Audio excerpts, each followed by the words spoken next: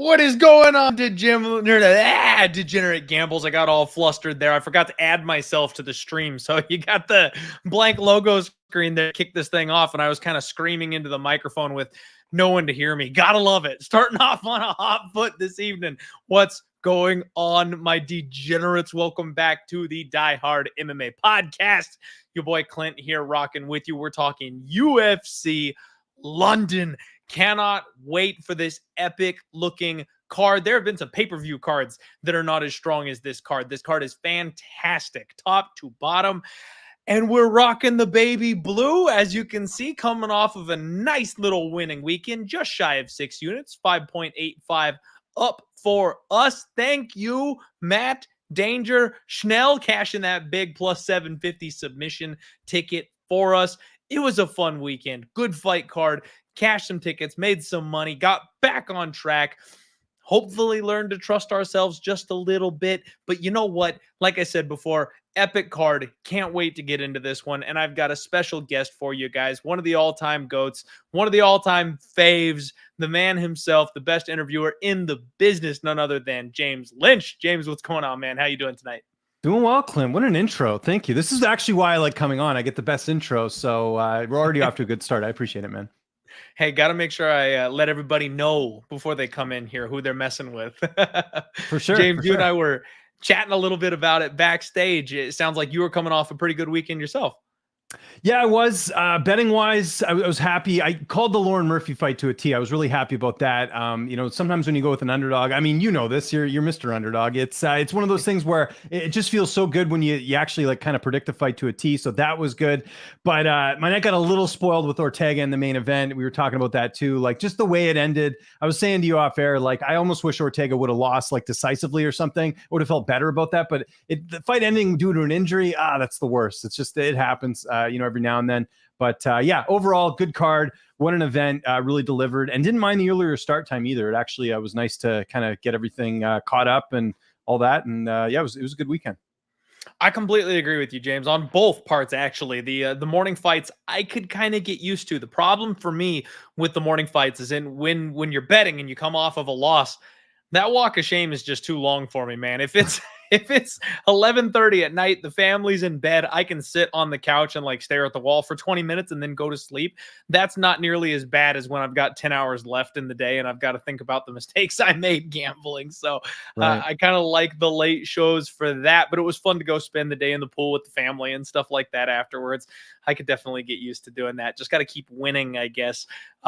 Real bummer with Ortega, but I'll be honest with you, James, when it comes to the betting side of things, I can't complain too much. I got the Shane Burgos decision, which was a little close. Yeah, some people thought quick to just got to quickly mention this. I saw so many people take the under in that fight, and I didn't understand it at all. I had the fight goes the distance prop because I was a little worried in case Jourdain, and it was pretty close for comfort as we saw with the scorecards. But I could not believe the amount of people that were taking the under, and I'm like, where is this coming from? Like, I know Jourdain had a quick win in the fight against Venata, but Shane Burgos is a durable guy, man. Like, I know he's been finished before, but usually it's a little bit later. I was pretty shocked by that because I saw a lot of different people saying the under, that's the way to go, and I was like, no. It's the over. Take the over. James, I talked about that on my Thursday show. I always go back over the card and specifically hit on the totals. And that's the one where I was like, look, I'm not betting this fight because everything says it should go under, but Charles and Shane don't get finished. So like you're going to be sitting there going, I should have cashed this ticket, but you're not actually going to walk away with the bag. So I completely stayed off of it from a total perspective. And the way Shane fought that fight, could have finished Jourdain easily in round 2 if he had just made a couple little tweaks. Burgos almost went out in round 3. Like, you had every chance to cash that under. It was a great fight, but I got the nod on the decision there. A little greasy. I'll take it. You got to take some good bounces every once in a while. I had a bigger bet on that than I did on Ortega. So got to take the good with the bad. I'll walk away with the win there, net. For sure. Yeah. The win's a win. A win's a win. Congrats on your call on Lauren Murphy, man. I should have been there with you. I'm really happy as a fan that she got the nod there, though. That's awesome to see her get the win. Yeah, it was. And you just saw the type of shape she was in. She looked great. I love the call out after the fight. Like, look, as a veteran, Murphy could have taken, the easy way out in a sense and say, look, I should be next for the title. Like, she could have done that if you want, because she just beat Miesha Tate as a former champion. There's a lot of leverage there. But I like the fact that she's like, no, I want to fight the winner of what at the time was Andrade and Fior. Now it's Fior and Chukagian. That's a dangerous fight for her to take. And I love it. I love that she's like, I don't care. Like, I'll fight these girls, these up and comers, especially in the case of Fior. I think that was great. So yeah, Lauren Murphy, big winner on the weekend in more ways than one. Great call for her. Absolutely. I completely agree. Man, we're already a couple minutes into the show. We got 96 live viewers already rocking with us. I missed the shout outs, guys. You know who you are. You're here every single damn week. Thank you so much for all the love and support. Always hit the like button for us. We're going to get right on into this thing.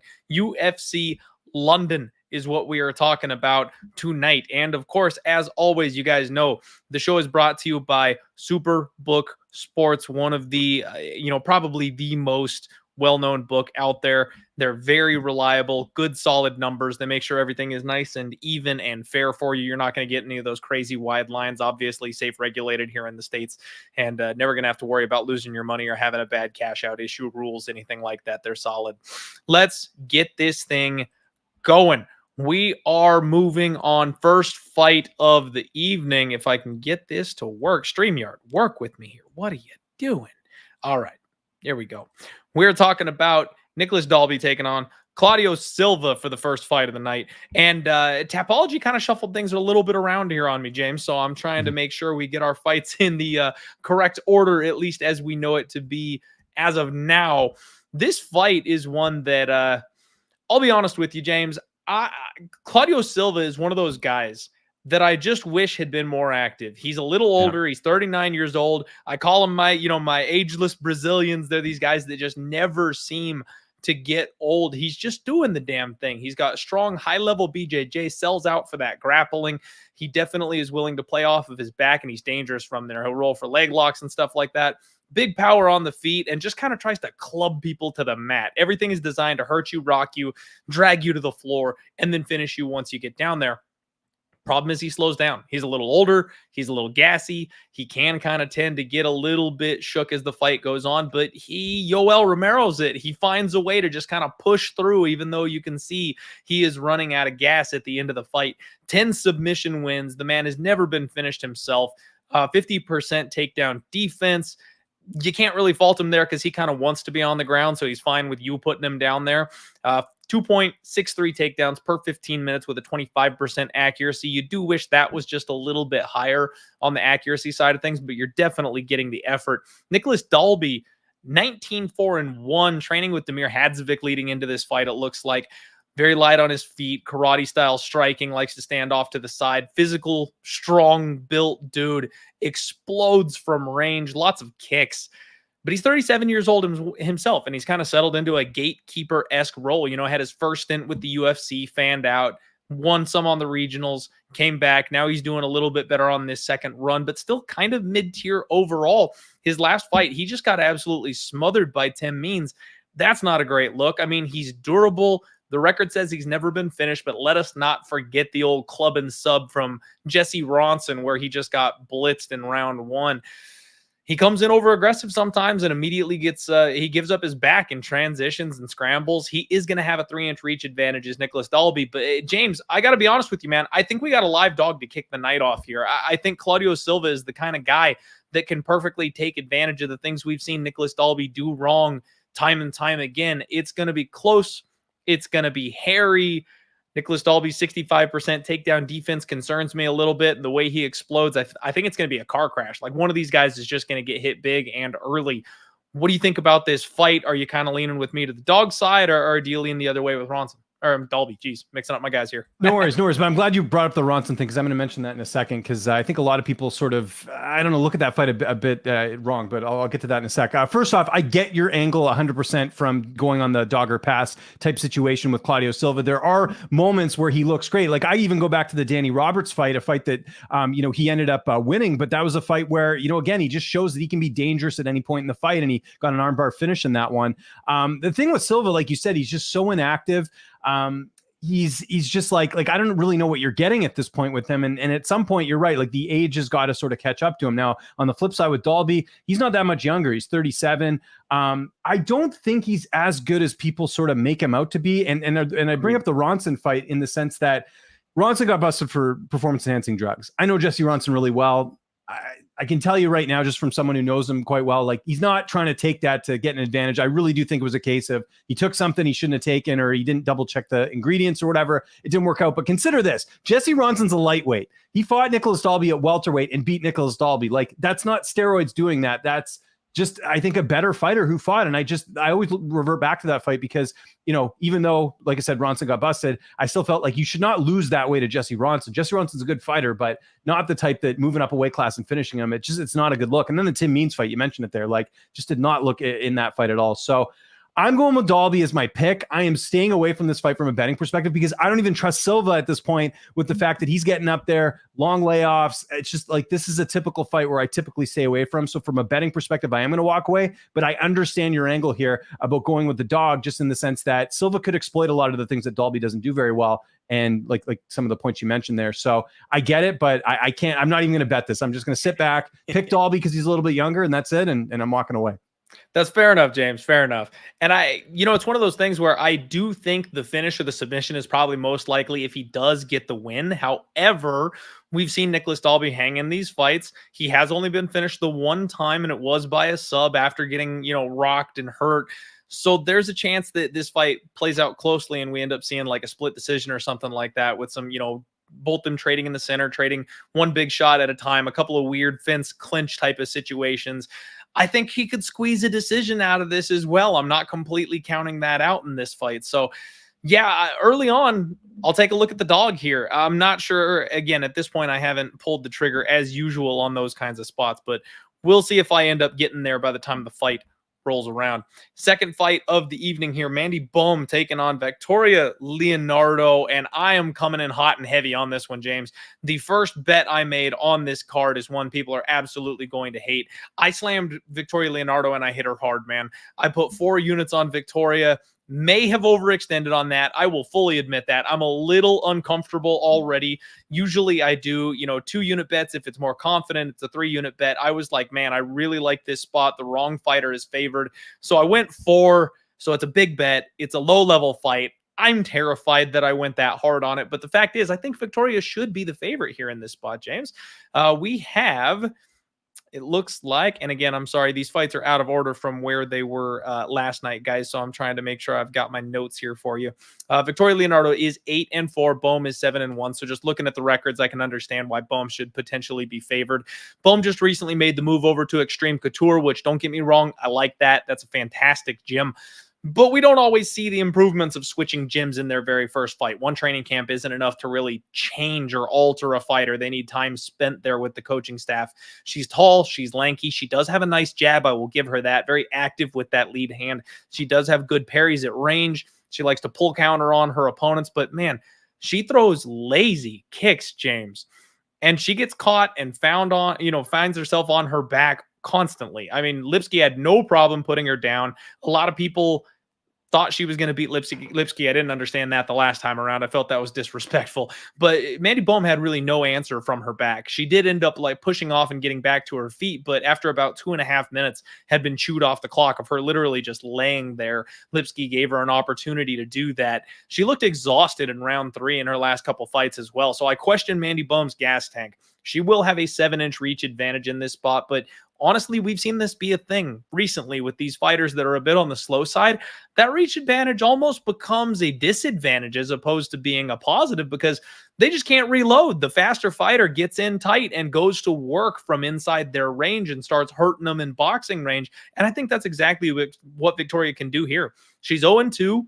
Since the Contender Series win. She's a BJJ purple belt, but she is incredibly aggressive, James. Keeps coming forward, keeps a high pace, nice high tight guard, block shots on her way in, good forward pressure, but she really walks through her opponent's offense. Now, that didn't work her last 2 times around, but that's because she was fighting Melissa Gatto and Manon Fiore. Those are fantastic prospects. Manon is someone who is fighting Chukagian for a #1 contender spot. The levels is insane as far as one to the other for her current opponent. And Melissa Gatto, she may have lost her last fight, but don't get it twisted. She's someone who has a UFC caliber skill set and I think is headed for the top 5 sooner than later. This is a big step down for her. She's training with Andrea KGB Lee. I think this is the spot where Victoria finally kind of reclaims the hype that everyone had for her coming off the Contender Series.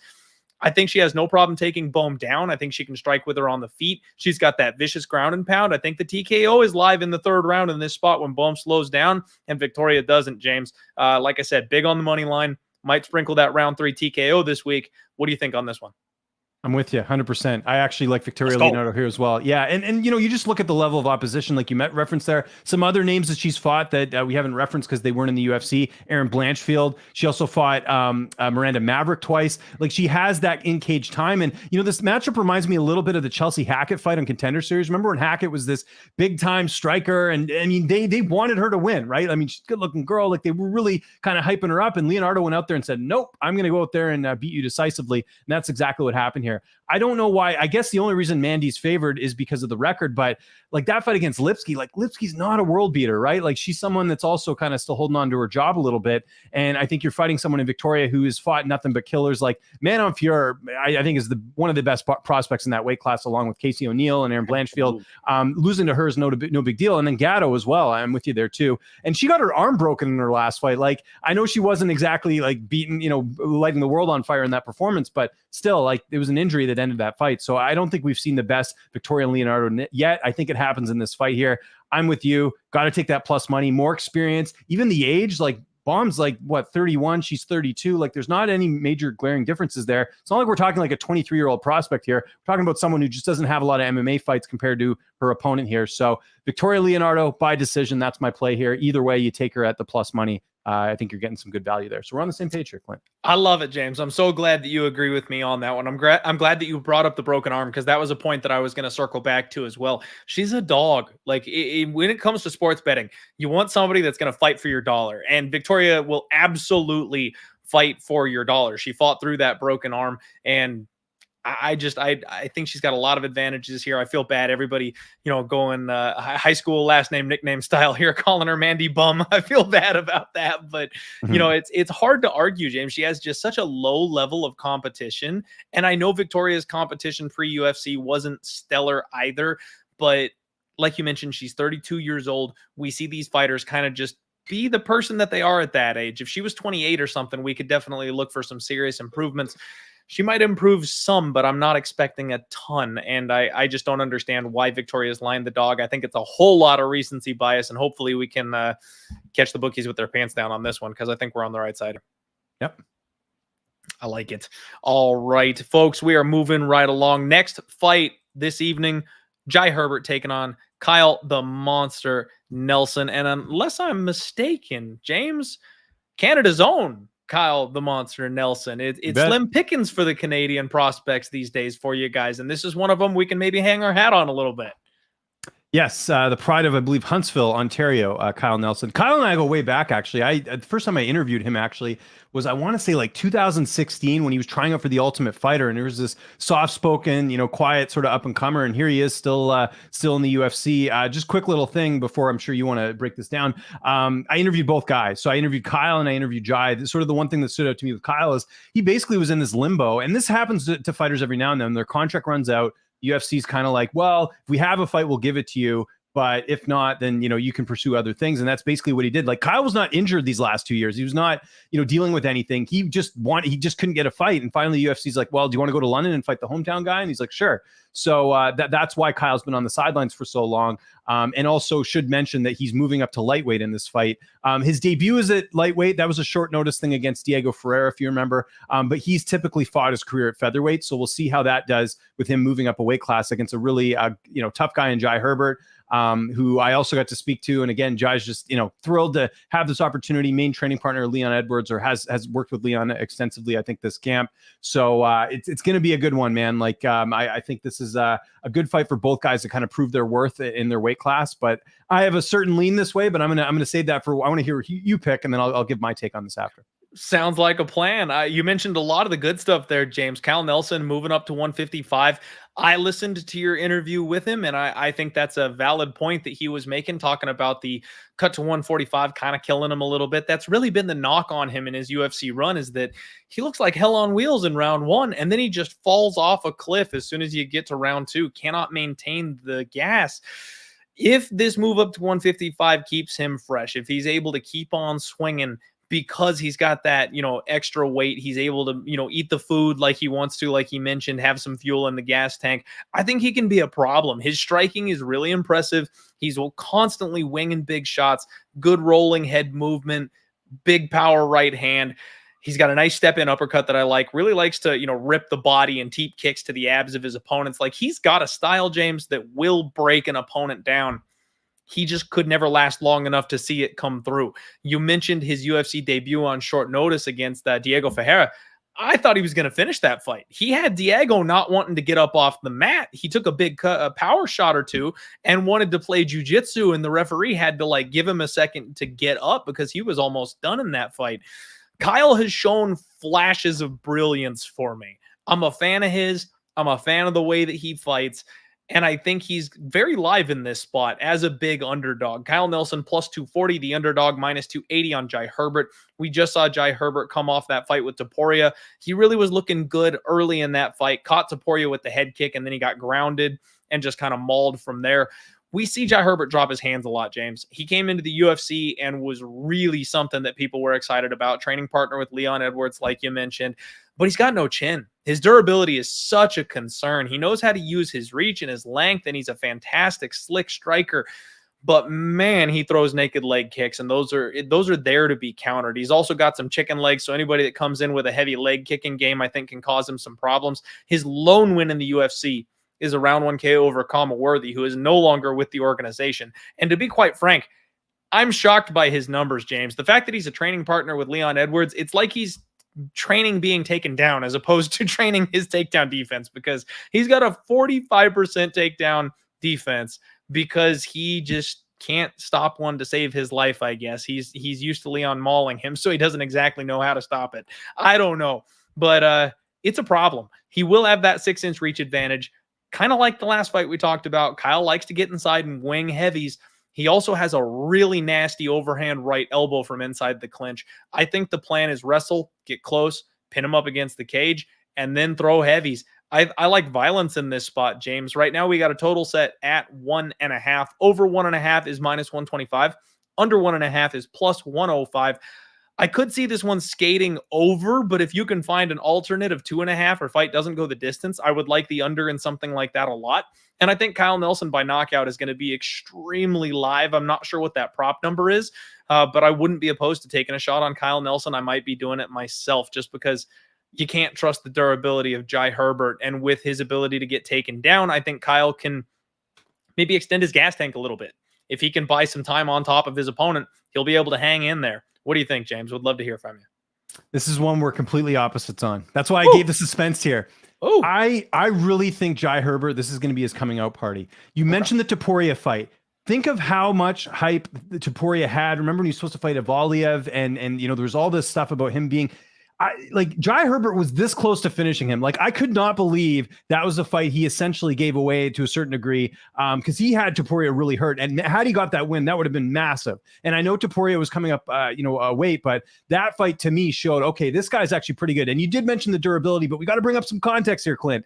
Renato Moicano, pretty good fighter in that weight class. Yes. Francisco Trinaldo, pretty good fighter in that weight class. Lerone Murphy, another good up-and-coming prospect as well. He never fought Lerone Murphy. My bad. I was getting him mixed up with Topuria. But anyways, kind of what I'm getting at here, you look at who he's lost to. These are all good fighters. With Kyle Nelson, I love me some Billy Q. Great guy.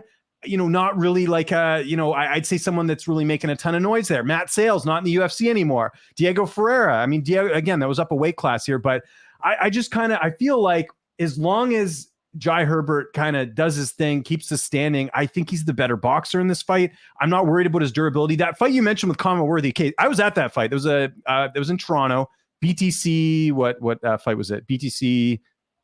One, Genesis. I was front row for that. Kyle Nelson finished that fight in like 30 seconds or whatever it was. I was front row. Zakama's head like literally a couple feet away from me, falling on the ground. It was just a brutal knockout. But what people forget is that Kama Worthy was cutting to 45 at that point, and he cut a massive amount of weight. And there was actually a streak where I know from people on the inside that when Kama took that fight, there was talk about him retiring after that.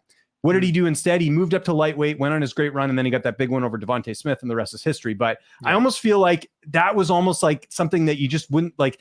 I don't want to say a fluke, but it was like one of those things where that's not typical of Kyle. Kyle's not really a power puncher. So you mentioned the durability there. I don't think that's even an issue here. He just fought Ilia Topuria, and now he's fighting Kyle Nelson. Like, I just think Jai is just such a higher level here than Kyle Nelson is in this fight. And I think the line is where it should be. I think Jai's going to go out there and look outstanding and have a breakthrough performance here. I think that's why the UFC wasn't, eager to give him another contract, because I really don't know if he's UFC caliber at this point. And I like Kyle a lot. I'm saying this with nothing but respect here. This is a guy's career I followed for a long time, but I just have never felt like he's evolved. Whereas I think with Herbert, I think it's the opposite case where he's just fighting good guys and he needs that one fight to really show his skill set there. So I'm going to take Jai Herbert by knockout. I think he takes out Kyle Nelson at some point in this fight. I'll go third round, though. I think he does a little bit later, but I like him a lot here. Okay. All right. Fair enough. A little disagreement here, James. Nothing wrong with that. I totally see what you're saying. I think violence probably is the answer here in this spot instead of picking a side. It doesn't go the distance. Yeah. Both guys, we've got the gas tank problems on Kyle's side. We've got the durability issues on Jai's side that either one of these guys can finish it. Kyle, the one thing that really scared me about Kyle is you mentioned the Billy Q fight.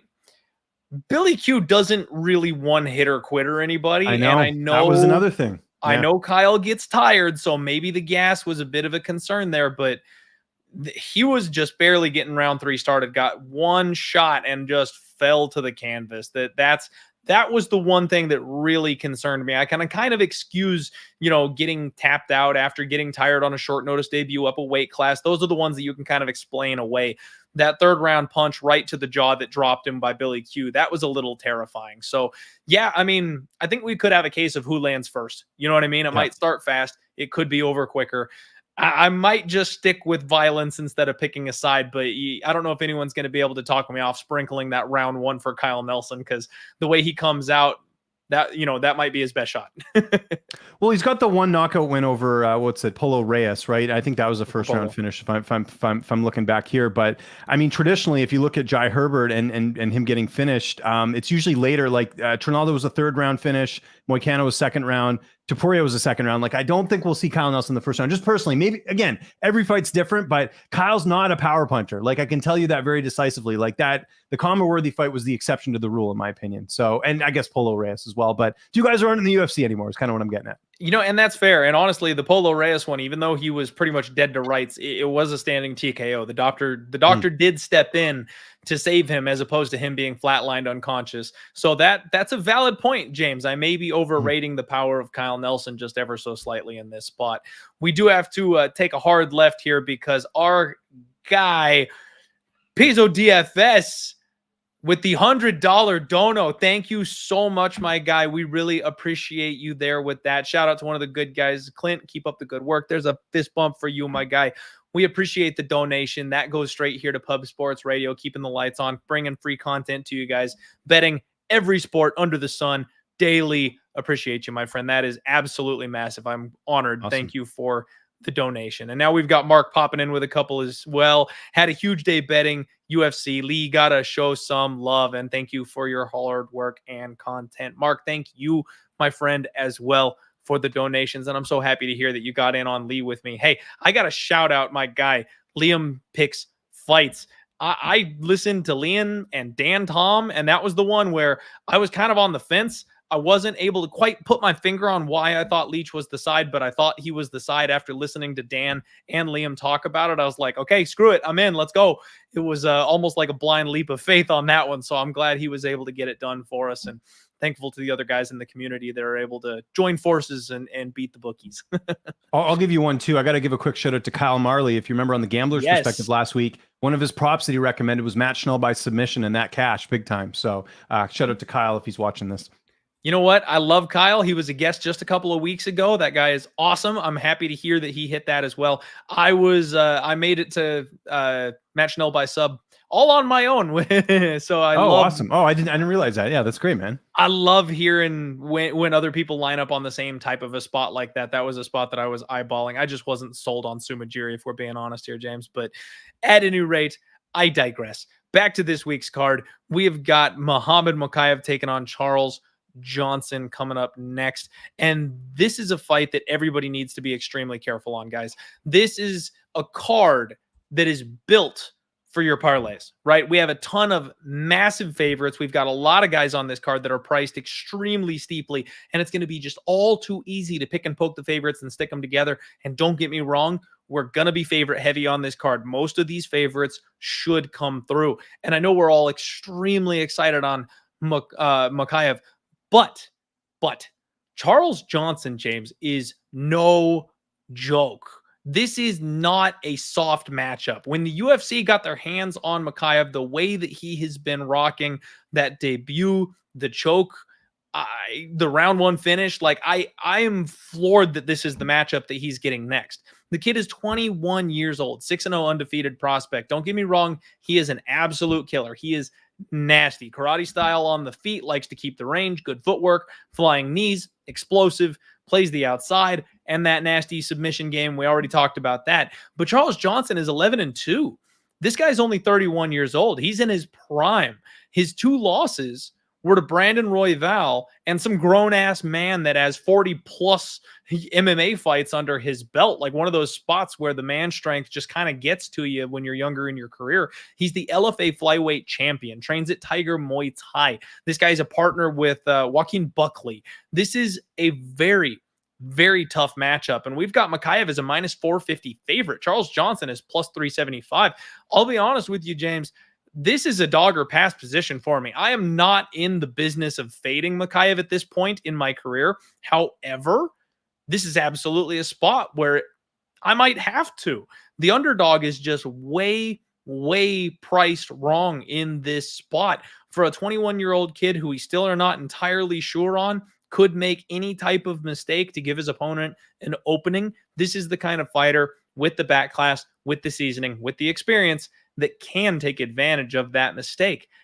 I kind of feel like I have to pick Mokaev to get the win here, to get his hand raised at the end. But I honestly feel like this fight should be closer to a, maybe a minus 150 or something like that. I just feel like they're completely disrespecting Charles Johnson. What about you, James? How do you feel on this one? 100% agree. And this is a guy that I've known both fighters for a very long time. Mokaev, I've interviewed him the last couple of years before he got in the UFC. Charles Johnson, we go way back to when he was fighting in LFA, so I'm very familiar with him. A couple interesting things here with Johnson. Did have a chance to train with Jordan Burroughs this camp. That's the outstanding wrestler, of course, NCAA champion, all that stuff. One of the best out there. So I know you got to work a bit with him there. On the flip side, we know Mokaev was at American Top Team. I think that's the perfect gym for him. He gets to work with a variety of different training partners. And I think he recognized maybe that was a weakness for him training in the UK, not getting the type of looks that he's getting. And actually, we're seeing a lot of fighters actually head over to ATT these days and get some work there. But yeah, I'm with you. Like, I would have Mokaev as like a 2-1 favorite, minus 150, just like you said. Like, I completely agree here because Johnson's a tough guy to put out. That's the thing. Like, Mokaev last fight went out there, short work of Cody Durden. We've seen Cody Durden finish before. Charles Johnson's not the guy to go out there and get finished quickly. And we got to mention his last fight against Carlos Mata. I saw a lot of people picking Carlos Mata in that fight and saying, this is the guy to make it to the UFC. Charles Johnson said, we're going to halt the brakes on that. He got a 5th round finish in that fight. So if there's any concerns, and this is 3 rounds, if there's any concerns about this guy's cardio or anything, I mean, he showed it in that LFA title fight. So to me, I think this is it's going to be a close fight. I think Mokaev, the thing with him is he does have those little X factors where you see him doing things that other fighters aren't doing, whether it's from his speed to his striking. There's all types of things that you can sort of point at to look at him getting the win here. So I'm picking him, but Charles Johnson should not be this big of an underdog. Like, you can see what the UFC is doing, and there's a couple other fights on here, which we'll talk a little bit about later as far as some of the matchmaking, but you're right. Like, this is kind of a risky fight in the sense that, like, he beats Charles Johnson.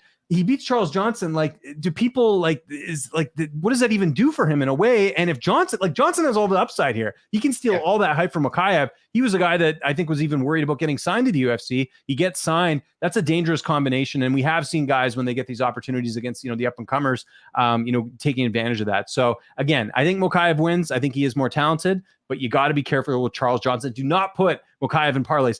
What are you putting a minus 490 in a parlay anyways? Like, that's, to me, I have sort of a limit. Like, you know, minus 490, almost minus 500. That's too steep for me. Find other ways to figure out this fight as far as, you know, maybe the fight doesn't go the distance or something. But I'm staying away from the Mokaev side, honestly, because I just don't see much upside. I'm right there with you, James. I am right there with you. You would think with this Mokaev kid, especially coming off the fight he had last time, they'd offer him a cupcake. They'd get him another finish. They'd get him another highlight reel. Maybe give him somebody who's not an offensive threat that'll give him 15 minutes of cage time. You know what I mean? That's what you're looking for. This is a scary fight for a 6-0, 21-year-old kid. I may end up having to find my way to the dog just because of that line. I really want to see these guys face off at weigh-ins from what I can tell. And again, we're different organizations here, so the numbers may not be perfectly correct.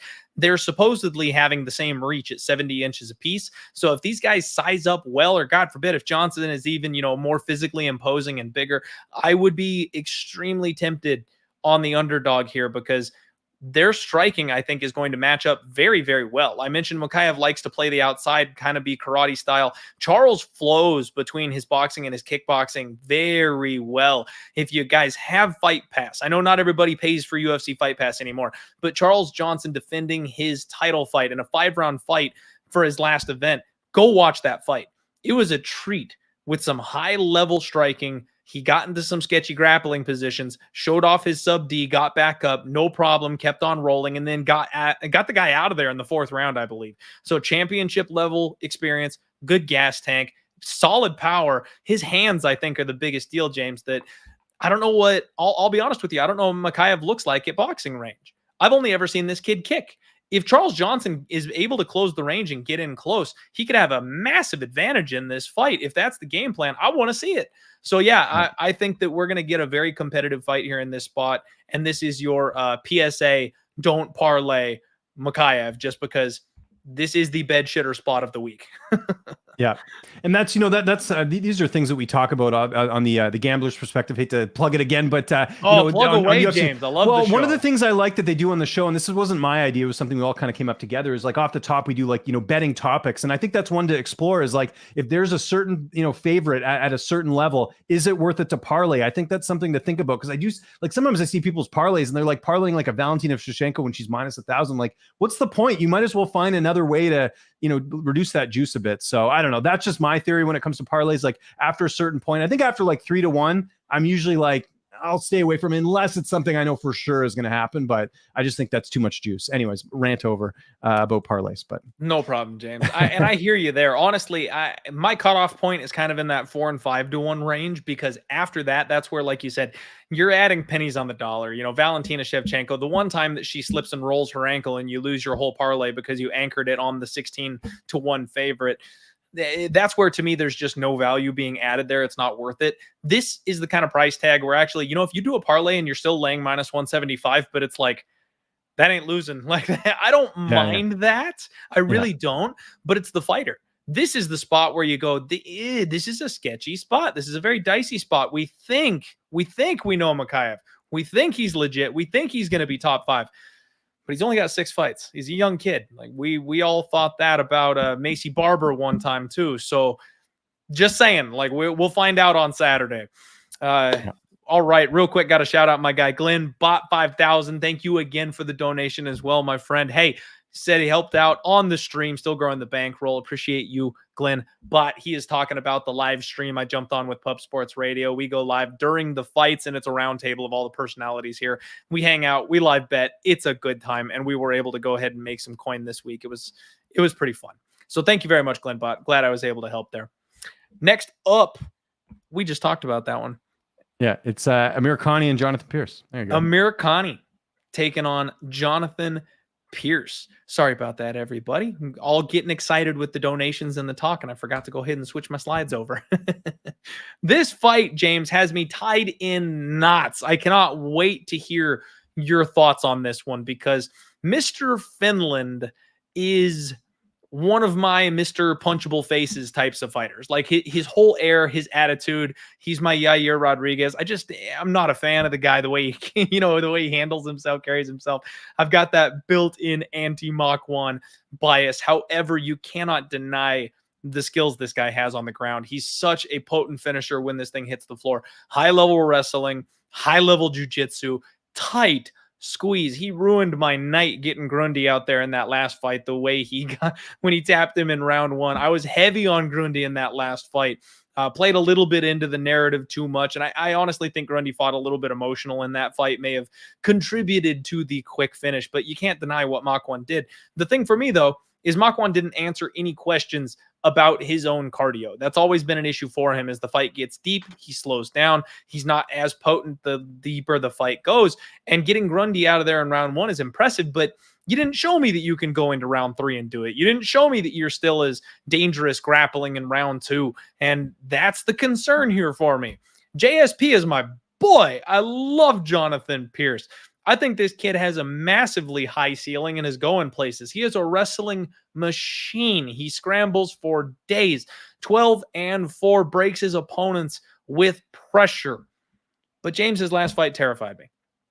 He fought 6-0 Christian Rodriguez, and he gave up his neck. He gave up his arm. He gave up his back. Now, sub defense checked out. He survived all of those spots.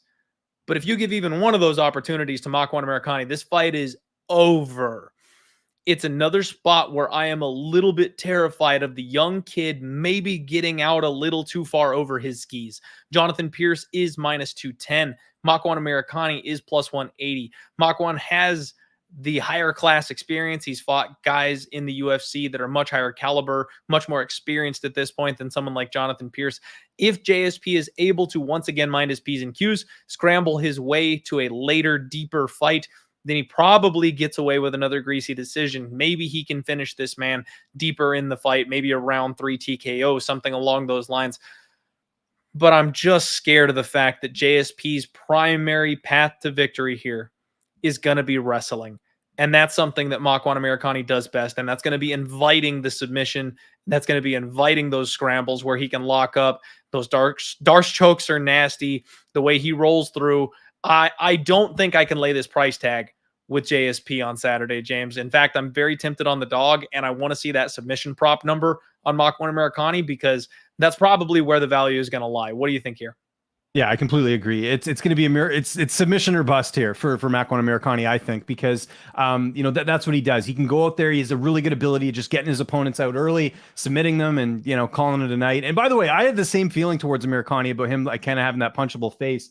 And then I actually interviewed him in person. I think it was on the New York card when he fought. I forget who he fought on that card. But I found out he was a hockey fan, so I kind of changed my tune on him a little bit, which is cool. So that I've lessened the thing there. But yeah, I guess the thing for me is like you look at JSP and I agree. Like I think that Rodriguez fight that should have been a more dominant performance. I think, and it really wasn't that. So there's a little bit of pause for concern there. But here's the thing with Makwan: if he doesn't get you out early, how's he going to look the rest of the fight? I always go back to that Camilla Kirk fight, a fight that I thought he should have won, and he ended up losing a decision there. To me, it's like I could see Pearce also trying to keep this standing.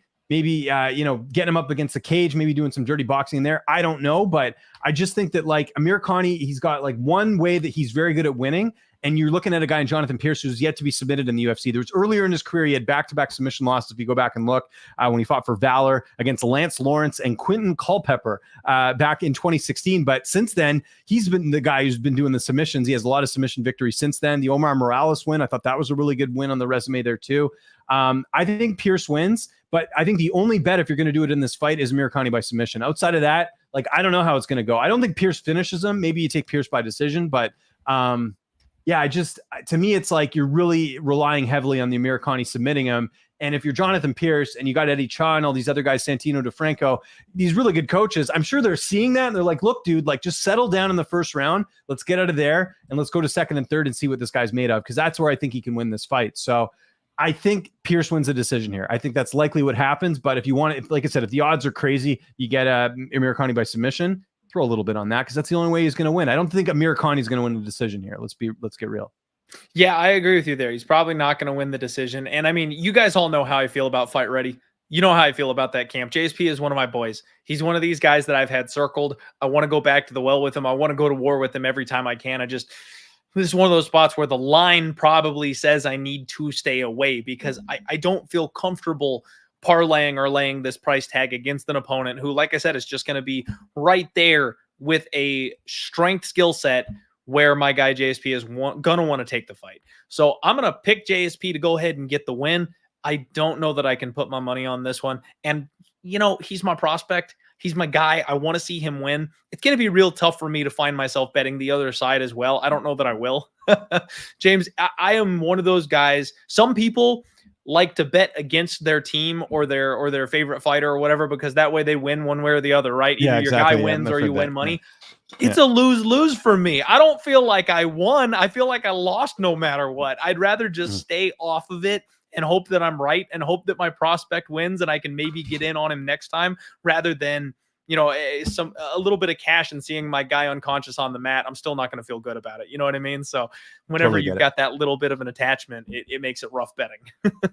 Yeah, no, I get you. I totally get it. I'm the same way. It's just like, certain fights I just gotta, maybe stay away from or something. So yeah, I think this is one of those. We'll see what that round 3 number looks like for JSP, but I mean, the bookies are probably wise to it at this point. We've seen it a little too often.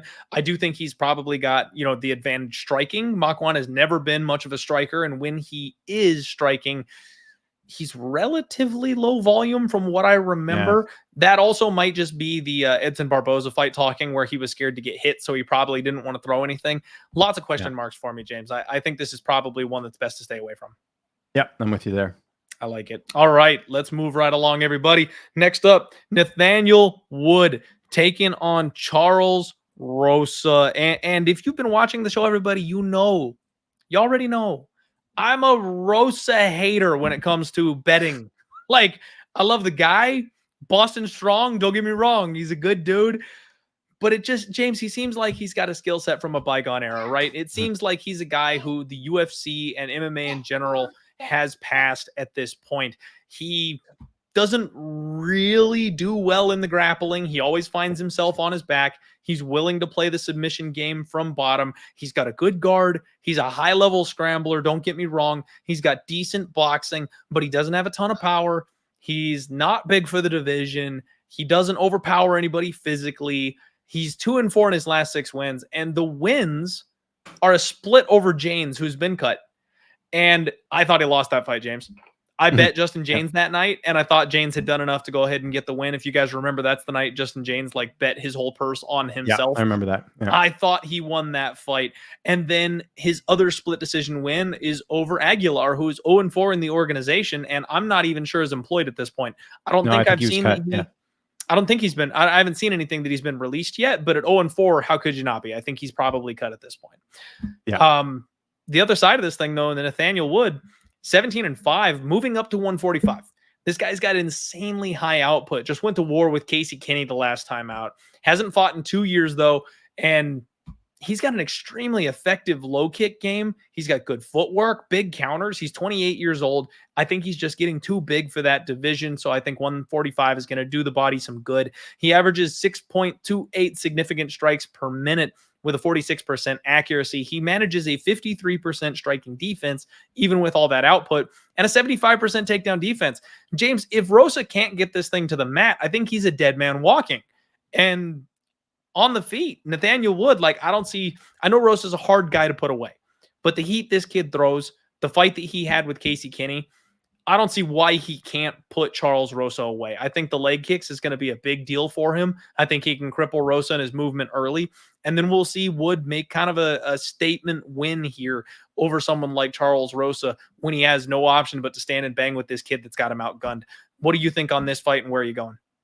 We're on the same path here. I'm with you on Wood. I think he'll look better at 45 just because he's not cutting that way. And by the way, I did speak to both these guys before this fight, and Wood basically moved up to 45 because he's like, look, I'm having a hard time getting fights because they're giving me fights. I'm not ready to make the weight at 35, and so there's all these issues. So I think it's a combination of what you said and also the fact that this guy just wants to fight more. He's been off forever. Here's the thing with Charles Rosa. Again, another guy I've covered for an extensive period. He's had a lot of injuries. He's getting up there in age. He's 35, and he did switch camps for this one. He was at Kill Cliff, aka Sanford MMA, this camp training there, which is good. New variety as far as training partners and stuff. But I hate the name. Better fighter. Yeah, I do too. I'm still never going to get used to saying Kill Cliff. It sounds like something on an old Doom game or something. Just got used to Syndicate. Yeah, exactly. Yeah. Let's keep it at that. But Yeah, Wood should win this. I don't know about a finish. Charles Rosa was finished. I think the last time he was finished was against Shane Burgos as a late finish in that one. It was years ago. That was actually when he had that long layoff after and, didn't know if he was going to ever come back fighting. But I think Wood by decision's the play here. I do. I think Rosa's durable enough where he'll hold on, kind of like the Bryce Mitchell fight where he was completely dominated, but Bryce wasn't able to take him out. I could see, Charles, Boston Strong, that's his nickname. I don't see this guy getting finished. I think he could hold on for a decision here, but I like Wood by decision, but no way I'm laying minus 490. This is another example. The line's too high. Okay, maybe in this case, line isn't that high because I do think Wood wins. I'd be shocked if Rosa pulled this off just because there's nothing in Rosa's last fight I was going to use to argue that point, James. Yeah. The exact fight. Yeah. I was going to say, maybe I can understand in this case because I just have a very hard time seeing Charles Rosa winning this fight. But I'd rather just take Wood by decision and go that route because could he finish him? Yes, but I just think with Rosa, I just don't see that happening, especially a guy moving up a weight class. And by the way, I checked out their height and reach and stuff. It's not a big difference here. They're both, Charles Rosa's 5'9", Nathaniel Wood's 5'6". They both have the same reach at 69. So it's not like him moving up is going to be like he's fighting this massive giant. It's going to be pretty interesting. So yeah, Nathaniel Wood by decision is going to be my play. That is a valid point there, James. I didn't realize that Charles Rosa was going to be 3 inches taller. Mm-hmm. If he's that much bigger, that makes a pretty significant difference, if I'm being honest. Okay. Yeah, I mean, because I was going to liken Nathaniel Wood to the Shane Burgos fight. I was going to make that comparison because you look back at the guys that he's fought. The one thing with Charles Rosa that I've never had a problem with is obviously his submission defense. So, getting mauled by Bryce Mitchell but not tapped, we're not expecting that game plan from Nathaniel Wood. Same thing with, Damon Jackson, Derek Menner, like that exact same thing. We're not worried about him getting subbed, right? He'll survive. TJ Brown doesn't have the kind of striking that Nathaniel Wood has. Justin James, even though he's got that big explosive power one at a time, he's not as slick of a striker. Kevin Aguilar, this is the one guy he's fought that would make me call back to that Shane Burgos fight, but Shane's a giant. Shane is massive at that weight class. So yeah, that's a difference. If he's coming up a weight class and he's undersized, you're right. He probably doesn't get the finish. So, definitely want to take a look at the finish here. Don't get me wrong. I still think Nathaniel Wood should win this fight. Absolutely. But I'm going to kind of pull back on that round 3 TKO call because, usually the smaller fighter, they'll pack heat. Don't get me wrong. They'll hurt him. They'll win the fight. But that power makes a difference. The size, being able to bully and hurt your opponent, that makes a difference. You need that to get the finish. And we know Rosa's a guy that is tough to put away. So, okay, I'll join you, James. We'll say Wood. All right. There we go. All right, everybody. Hey, I'm with my guy here, James Lynch. Like I said at the top of the show, best interviewer in the business. Make sure you support this man. Give him a follow on Twitter. Real quick, we are going to hear from our sponsors. We'll be right back to break down the rest of the show.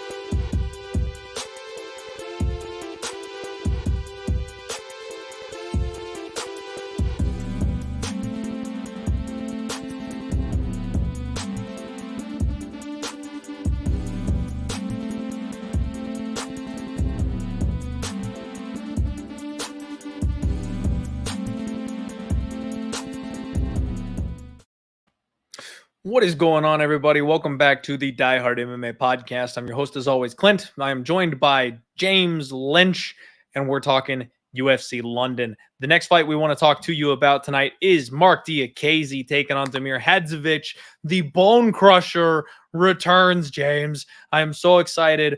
We saw D1 Diakiese his last time out. Showed us he's got a new wrinkle to his game. We've seen this guy be a, kind of a one-hitter quitter power striker, and he just hasn't fared super well in the UFC with that game plan. We know how high level he is. We know how hard he is, how tough he is, but he just never quite could get the nod in those big spots. Finally said, okay, you know what? I'm going to show you what I can do. Shows everybody Slava needs to work on his takedown defense, gets a big dub, back on track. And I'm really excited to see what he does from here. Does he go back to the striking? Does he stick with the wrestling because it worked so well last time? I'm extremely excited to see what Marc's game plan is coming into this fight. He's training at Great Britain top team, I believe, with partner Nathaniel Woods, something that I think is a nice little matchup for the two of them. Looks like he spent a little bit of time in Sweden rocking with Hamzat, which, by the way, 90% of this card has spent some time with Hamzat leading up to this fight. Mentioned that the guy is a good kickboxer that can go a full 15 minutes. He went to war with Rafael Fiziev, came out on the wrong side of that, but we've seen what that guy's doing to people. That's kind of a feather in your cap, just to be competitive and last 15 minutes with Fiziev. The two losses that I want to mention from Marc Diakiese, he's got 2 submission losses. That's the only way he's been finished. Never been KO'd. Durable as hell. 62% takedown defense. 3-inch reach advantage. Damir Hadžović is 14-6. This is a guy that like to walk his opponents down. He's got a strong lead jab. I do like that jab. A nice lead left hook. He's got decent offensive wrestling as well that he goes to. He's willing to press his opponents up against the cage and grind that clock off. But he drops his hands and he swings from the hips. He's definitely someone that you can counter, and he gasses, James. This is another guy who slows down as the fight goes. He might have saved his UFC job with that win over Yancy Medeiros, but let's be honest, Yancy Medeiros is not a win at the UFC level that you want to write home about. Yancy had him in trouble in round 3, James. Almost submitted him, almost TKO'd him. I mean, he had nothing left to give in that 3rd round. He was just lucky that Yancy didn't quite have enough to get him out of there because he almost blew that fight.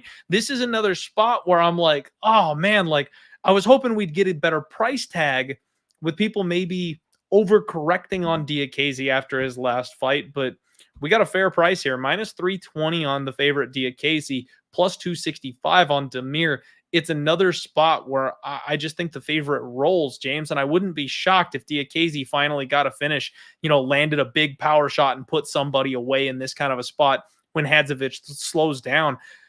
And I got a bit of a tinfoil hat prediction here for you, James.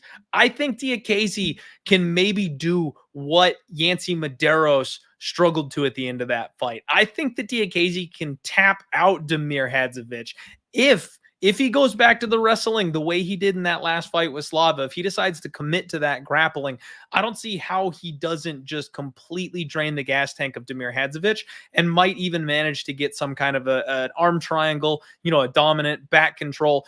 The one thing with Damir is he's not a guy that tends to get KO'd. He's got 1 sub loss, 1 knockout loss, 4 decision losses. He rolls, James. When he's getting hurt, he does give up his back. He gives up position, but he stays in the fight. And that's where I think Diakiese is the kind of guy that's smart enough. He will switch from ground and pound to that arm triangle, snatch that neck, go for the rear naked choke. We might get a crazy price tag on Diakiese by sub, and I may be sprinkling this week. How do you see this fight playing out, James? What are your thoughts on this one? Yeah, similar to you. I think this is Diakiese's fight to lose. I actually just looked at the fight inside the distance prop. It's plus money. I mean, you could kind of take a look at that just because, again, I know Damir is a tough guy to finish, but you mentioned the gas tank. That's an area of concern here. I think Diakiese is going to be the fresher guy. Diakiese should win. Like, I feel like I agree with you. I think that last fight, we saw him turn a bit of a corner there.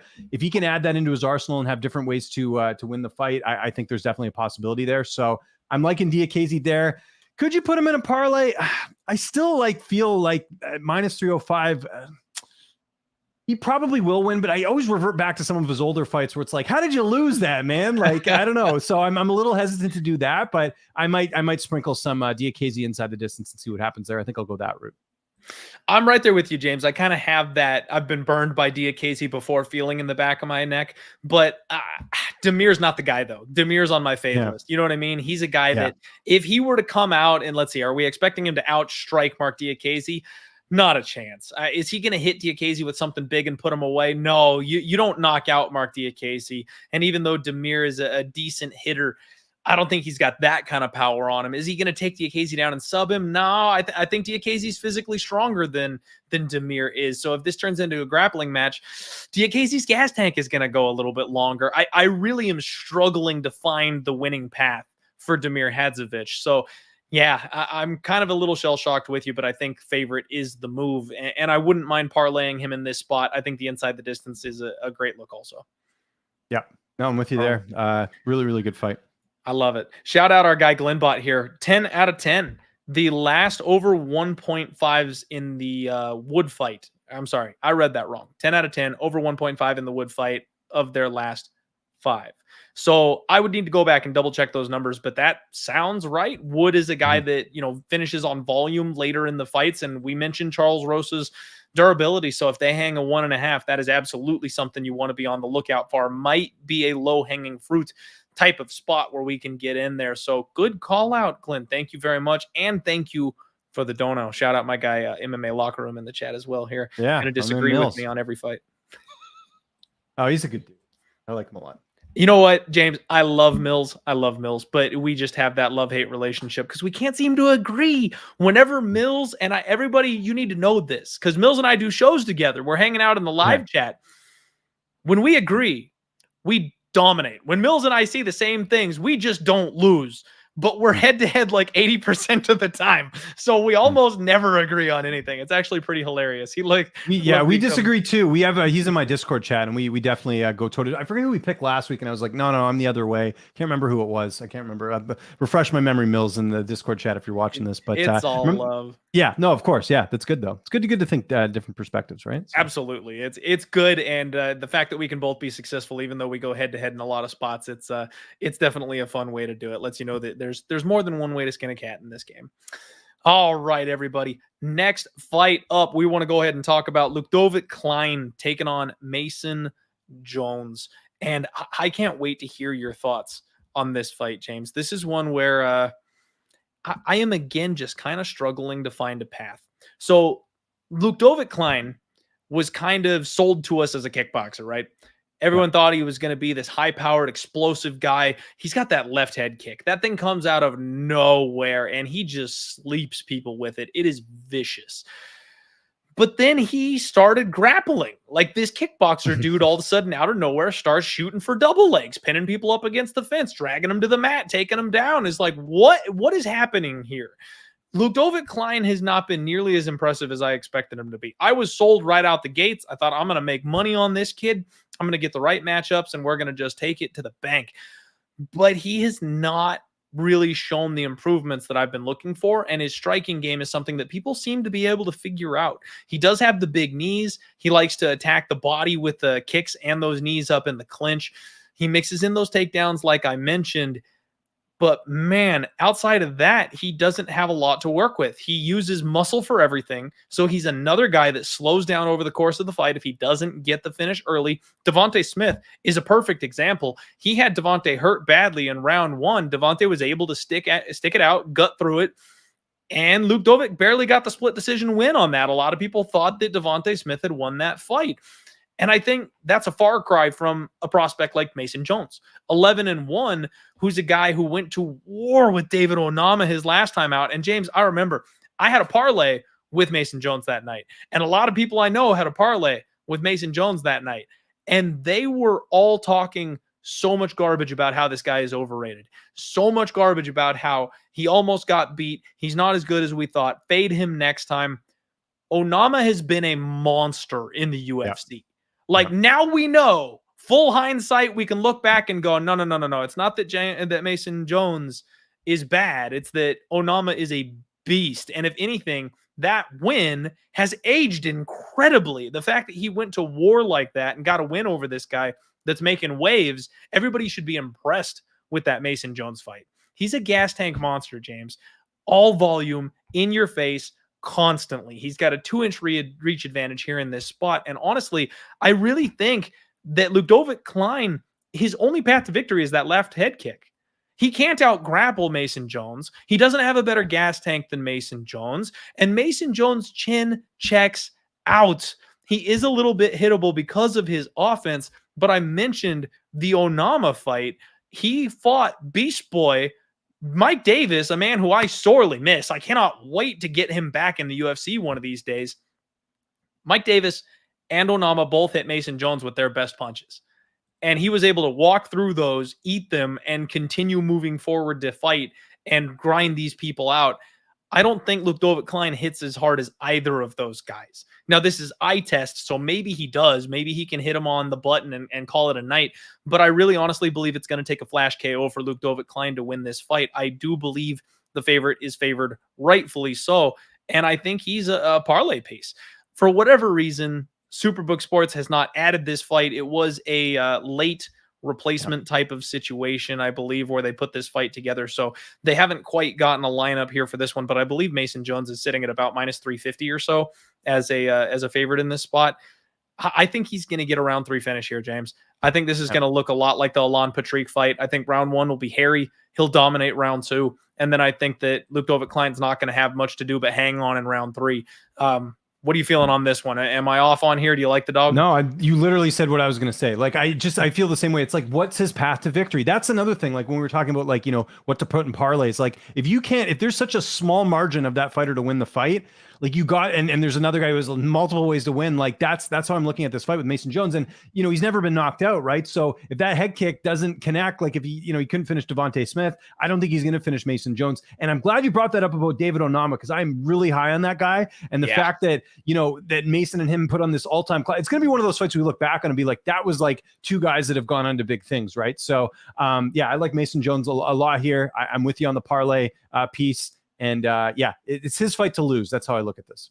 That's a great way to put it, James. It is his fight to lose. I know Ľudovít Klein is, usually when they take these short notice opportunities, James, honestly, we don't have the inside info. We don't have the corners, the coaches. This might be a spot where like maybe he sees something. He thinks he can catch the guy. Like, I feel like that's what happens a lot of times is these fighters take fights that they think are advantageous to them in these short notice spots. But I'm not seeing it. Like he's going to have to show me how he gets it done here, because outside of a fluky round 1 knockout, I don't see Ľudovít Klein being able to win this one. Yeah, no, totally with you there, man. All right. Glad we're agreeing here. But next up, we've got a fan favorite to talk about. Paul Craig taking on Volkan Oezdemir. The Bear Jew taking on No Time. What a fight. Okay, James, Paul Craig, I love this guy. Who doesn't love Paul Craig? He is awesome. He's got the thick accent. He's got the war paint. He tries to mean mug people at the weigh-ins. I am all about Paul Craig. Just inject it straight into my veins. My only thing with Paul Craig is that he's awful on the feet. He's extremely hittable, and he is so reliant on his jiu-jitsu. Like, he has to get you to the mat in order to stand any chance of winning. The problem is he is the king of the comeback meme submission. That's all he does. I don't know how he does it. It's like Mackenzie Dern, James. I talked about this a couple weeks ago. People volunteer to leap into her guard. She doesn't have any wrestling to get you there, but somehow she coaxes people into grappling with her. Paul Craig seems like the same thing.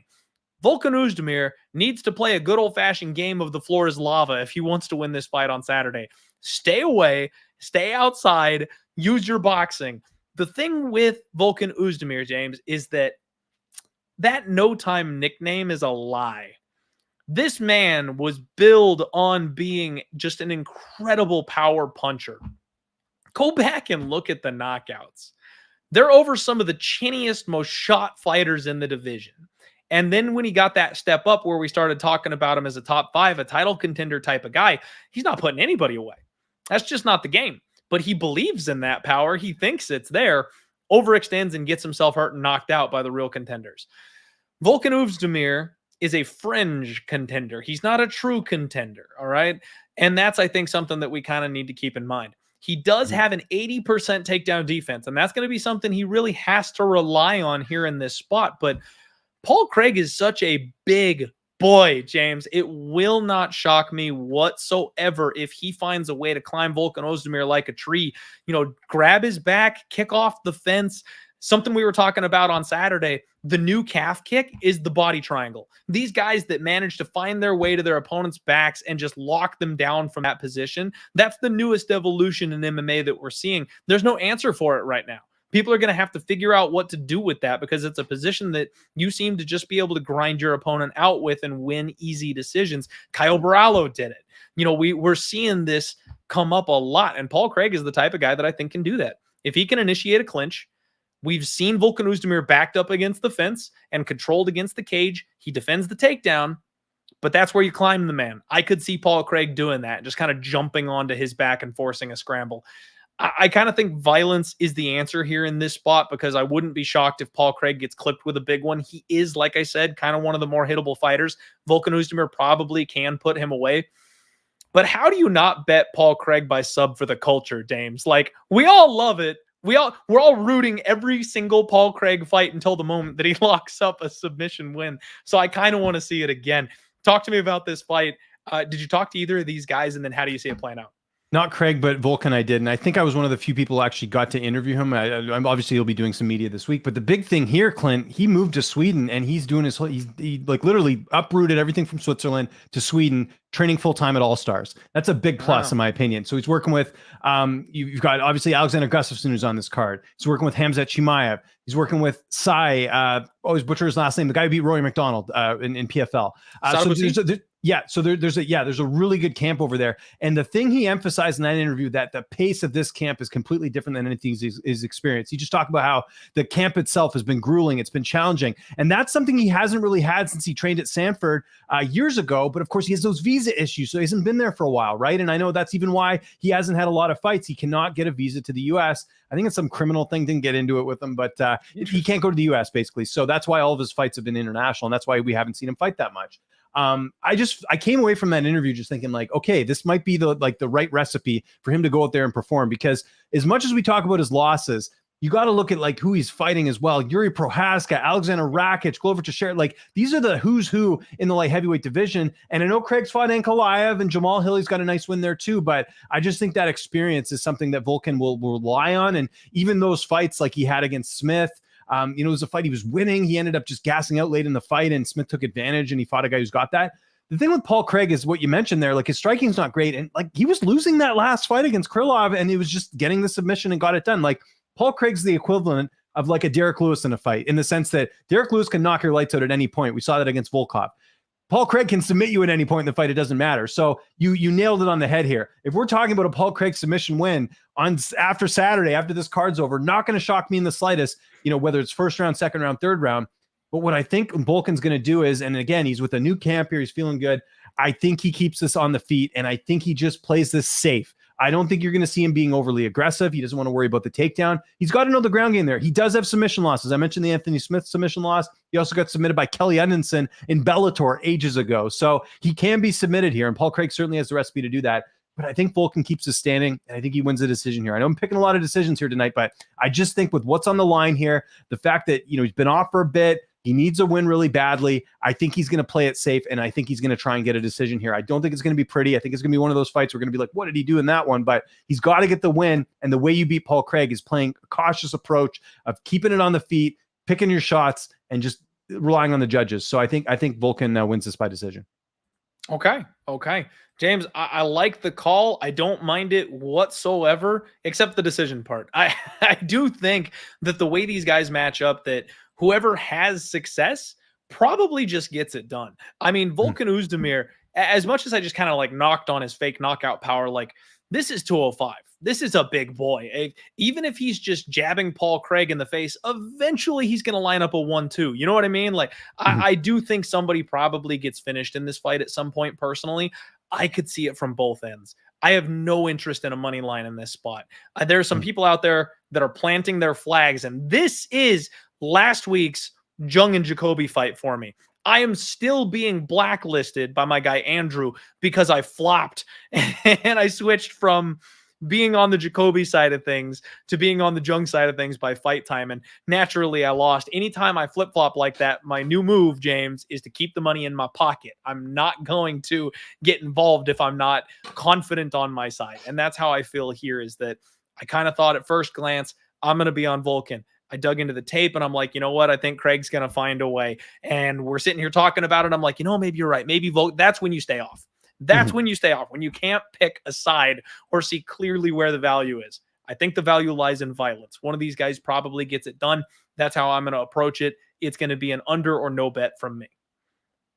Yeah, I think you could throw a little sprinkle on the Craig by submission prop just for the hell of it. It's plus money anyways. It would have to be. So because he's not going to, like, Paul Craig's not winning a decision here, right? So I think it's that or just stay away. Like, I don't even think like, exactly, that's kind of, because again, with Volkan, we'll see. I could also, feel like it's going to bite me in the butt, but anyways, that's enough for that fight. Interesting fight. Hey, nothing wrong with cheering with the entire rest of the internet when you cash a Craig by sub ticket. Just saying. Yeah, for sure.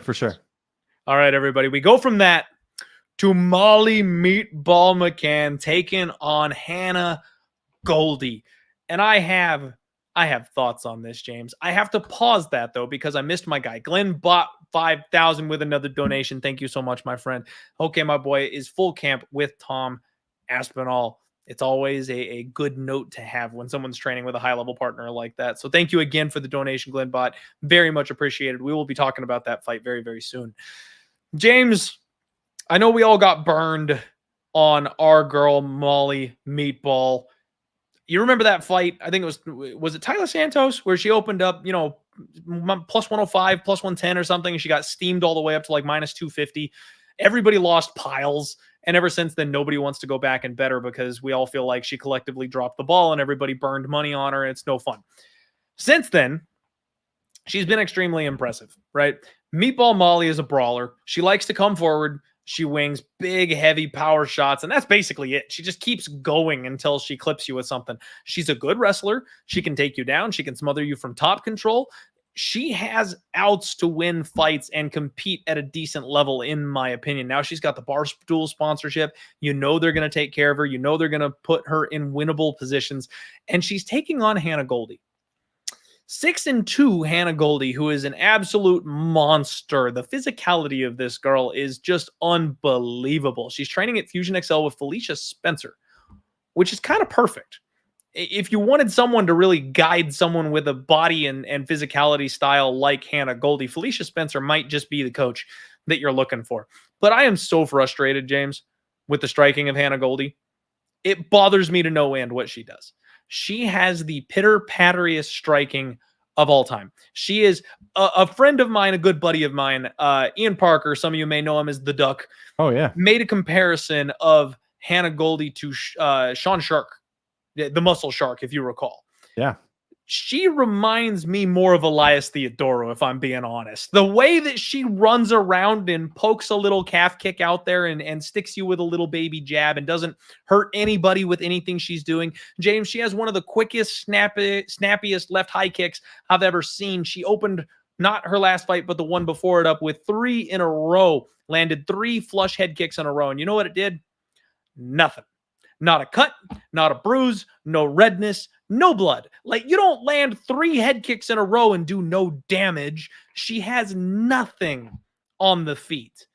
If she were to try to out-grapple her opponent, drag her to the floor, try and beat her up with that physicality, that sounds like the game plan. That sounds great to me. Hannah Goldy could pull that off. But no, she got taken down by Emily Whitmire in her last fight. Emily Whitmire, who I think is also cut from the organization. Yeah, she's fighting in Fury FC in a few weeks. I just talked to her today. And I love Emily Whitmire. I bet her that night, James. She was winning every second of that fight up until the moment she made a mistake and gave up her arm. So Goldy was able to roll, use those powerful, explosive hips of hers, and snap the arm. And congrats to her for doing so. But that's not going to change my mind on the fact that Emily Whitmire was the much better fighter and was mauling her up until that point. The Contender Series fade, I'm waiting for the Contender Series to reload some new fighters for me, James. But the fade that we can go to is the OnlyFans fade. It's in full effect here. Hannah Goldy's got the OnlyFans going, and I know that it's had a fantastic return on investment for anybody following it. I don't like Molly McCann as a minus 400 favorite, James. There's something about that just kind of makes me a little queasy inside. But how does Hannah Goldy win? I can't find a path to victory for her. Molly McCann has faster hands. She's more aggressive. She hits harder. She's a better wrestler. She's got better top control. She is durable. And even though I bet against Molly McCann in her last fight, it looked like she had kind of an adrenaline dump after starting so quick. And she was starting to maybe lose the fight, give up that front foot. It looked like my girl was starting to take over. I'm blanking on her name now, all of a sudden, now that I'm talking about it here. Dread. Carolina. There it is. Luana Carolina. I could remember the fight name, but not her real name. Yeah. It looked like Dread Carolina was starting to take over that fight in the 3rd round when she gassed out. And then she pulls a spinning back elbow out of her ass, James. Killed her. laid her out cold in the center of the octagon. Grabbing the belt may have been a little cringy afterward. I'll fully admit that. But I don't see a path to victory for Hannah Goldy. I mean, if you can maybe tell me what I'm missing, I don't know what people are seeing putting their money on Hannah Goldy in this fight. Outside of maybe a fluke armbar from guard type of situation, I do not see how she wins minutes in this fight. Well, I think the thing with Hannah is that she is really strong, like you kind of mentioned that, and we've seen Molly get out-muscled, and I might have been the Santos fight. I'm trying to remember which one it was exactly, but not that Hannah Goldy's Talia Santos. Santos, almost won the title against that Valentina not that long ago. That's where the comparison is like, yeah, no. But I just mean in terms of her being like a really strong fighter and like tough to kind of take out, because she is very like, you just don't see women built like that. Like she's just very like, she can hold her own in the cage and everything. So, I think this fight's probably going the distance. Like, I don't think we'll see a finish. Like Molly McCann getting that spinning out. Like, how many times is she going to be able to do that? Getting a spinning elbow in the third round. Like, that's the exception to the rule. Typically, Molly goes out there. She has a brawl. It's one of those, fights that, she goes out there, looks great, has a nice drink after and all that. But Molly McCann by decision is -135. I think that's the play there. She could finish Hannah. Maybe, maybe there's even more that we've seen that we were sort of missing in her game, and she goes out there and does something crazy here. But I just think Hannah's like, she trains really well too. Like, I don't know if we're going to see a finish here. I could see this one. And again, I know I'm picking a lot of decisions here, but this is just a situation where you look at a lot of Molly's wins, they're typically by decision. So you could do that. You can go, the fight goes the distance. Like I could see a scenario where maybe Hannah's pinning her up against the cage and just neutralizing her, and the judges like that, and maybe they give her a round. I don't know. That's how I'm looking at it too. Like, I don't think Hannah finishes Molly, but I also don't think Molly, you could bet her here at -400 or whatever it is. That's too steep for my liking here. So I'm going to take Molly by decision at -135. I think that's the play in this fight. I do think that makes some sense. The only thing for me, though, James, is that Hannah Goldy is kind of defensively void. She doesn't do a very good job of protecting herself. And even in like that Diana Belbita fight, like I mentioned, she opened up with 3 straight head kicks. She got dropped in round 1 of that fight. Now, yeah. Diana Belbita, I think she's got some upside. You know what I mean? She can go places with some time and some polishing, but she's not there yet. And the fact that she was able to drop her in round 1, that's not something you see a lot either. It would not shock me if Meatball Molly got the finish here in this fight. We'll see what happens. I don't know if she's going to come out super hot and heavy like she did in her last fight or not. Honestly, though, I don't know that there's any reason for her not to, James, because there's really nothing to fear coming back from you the other way. Yeah, maybe Hannah Goldy takes her down. Maybe Hannah Goldy presses her against the fence, but like, she's not going to counter you with a big shot that's going to hurt you or something. Molly Meatball, I think, is free to roam here in this fight. Believe it or not, I do think she's a valid parlay piece in this spot, in my opinion, which sounds crazy, but I do think actually that she's more than capable of winning this fight, and frankly should. Fair enough. I'd put Jai Herbert in my parlays over Molly first. So you get better value there. You get a little bit less juice in there. See, I'll take the durability on Molly over Jai Herbert. Okay, fair enough. All right, guys, moving the show right along. We got a couple fights to talk about left. Long card, big card today. Nikita Krylov taking on Alexander Gustafsson. Gus himself. I'm going to say the name as many times as possible so that the pronunciation Nazis don't come after me in the comments. Man, okay. So, James, this fight comes down to one thing for me. Where is Gus? Because I made one of the sweetest bets of my life when I called Fabricio Verdum tapping Gus when he moved up to heavyweight a couple of years ago. And I was called crazy. You know, I love that when they tell me I'm insane and I end up cashing a ticket. That's my favorite thing maybe in the world, doing these prediction videos. People thought I was nuts. And the reasoning behind it, more so than just Fabricio Verdum being one of the most talented BJJ artists of all time in the UFC, but the fact that we saw the fire die in Gus's eyes the night he fought Anthony Smith. I don't know what happened, but after his second loss to Jones, he just didn't have it anymore, James. He didn't want none. He wasn't there to be a fighter.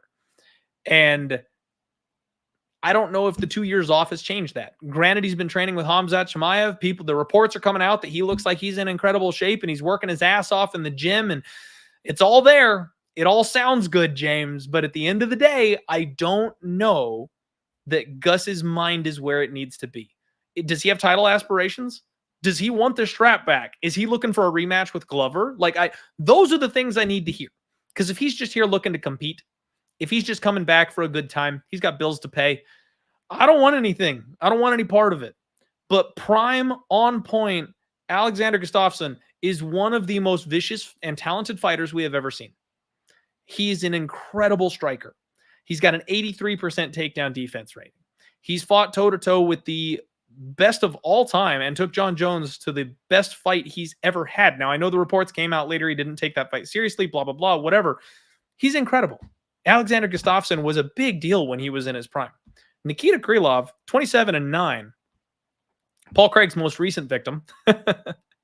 Mixes his wrestling well with his striking, but really kind of relies on that takedown. He does his best work when he grinds on people. You know, we saw that. Johnny Walker. Johnny Walker. When he fought Johnny Walker, we really saw kind of that new wrinkle, and he really was able to kind of protect himself and do the dang thing that night. But at the end of the day, James, I'll be honest with you. And again, no disrespect, guys. Everybody, I'm a podcaster. I'm a sports bettor. I'm trying to be blunt. I'm not trying to hurt anybody's feelings. These fighters would kick the absolute crap out of me in any type of physical competition. I think Nikita Krylov is mid-tier. I don't think he's championship caliber. I don't think he's top 5. He's one of these guys that is going to float around the top end of 205 because it's such a thin division. But I don't think he's going to make a run for the strap. On Gus's best day, he runs right through this man. And that's what I cannot get past here in this spot. We've got Gustafsson lined at plus 165 as the underdog, James. Minus 185 for Nikita Krylov.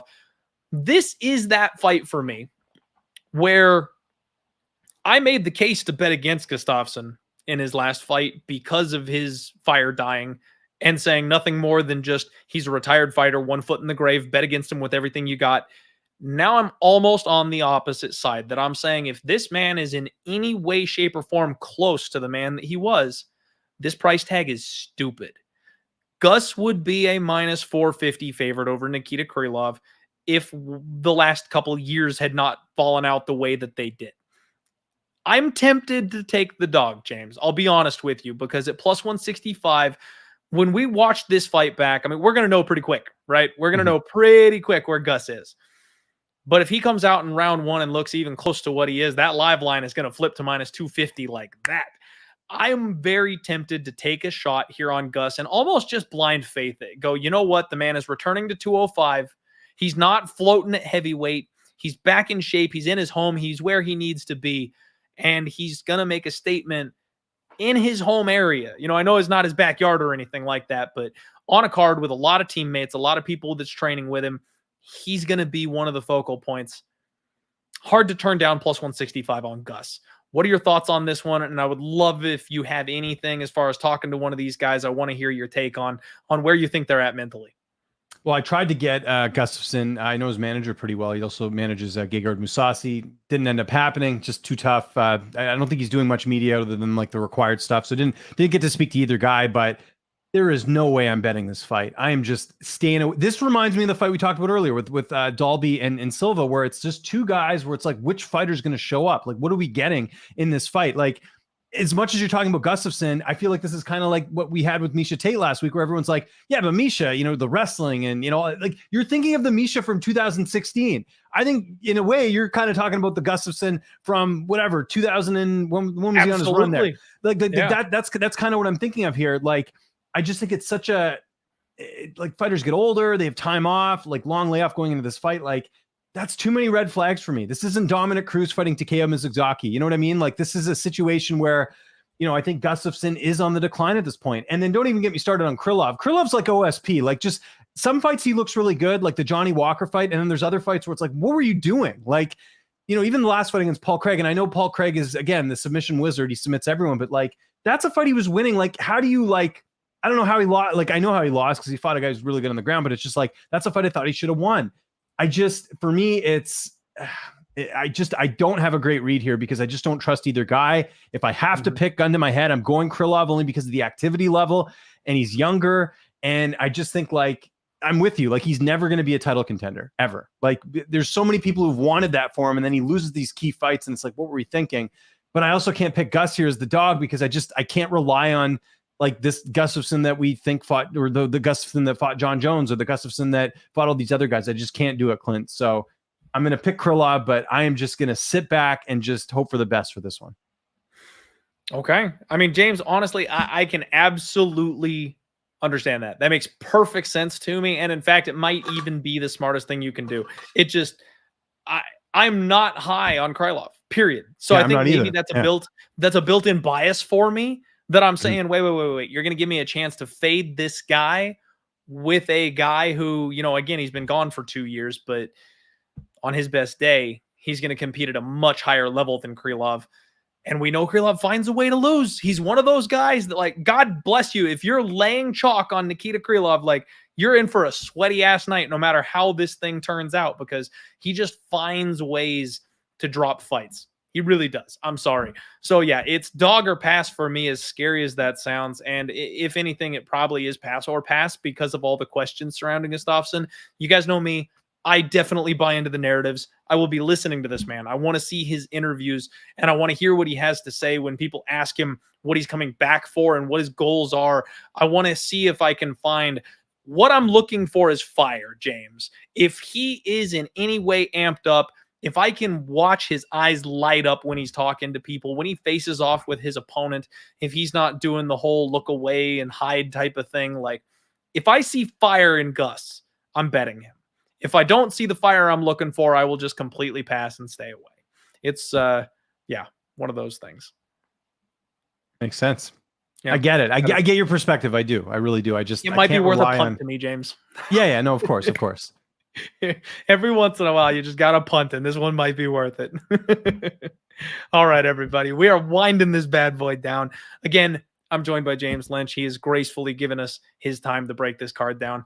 Next up, Paddy Pimblett taking on Jordan Leavitt. And every week recently, James, it seems like we have the Twitter civil war fight on the card.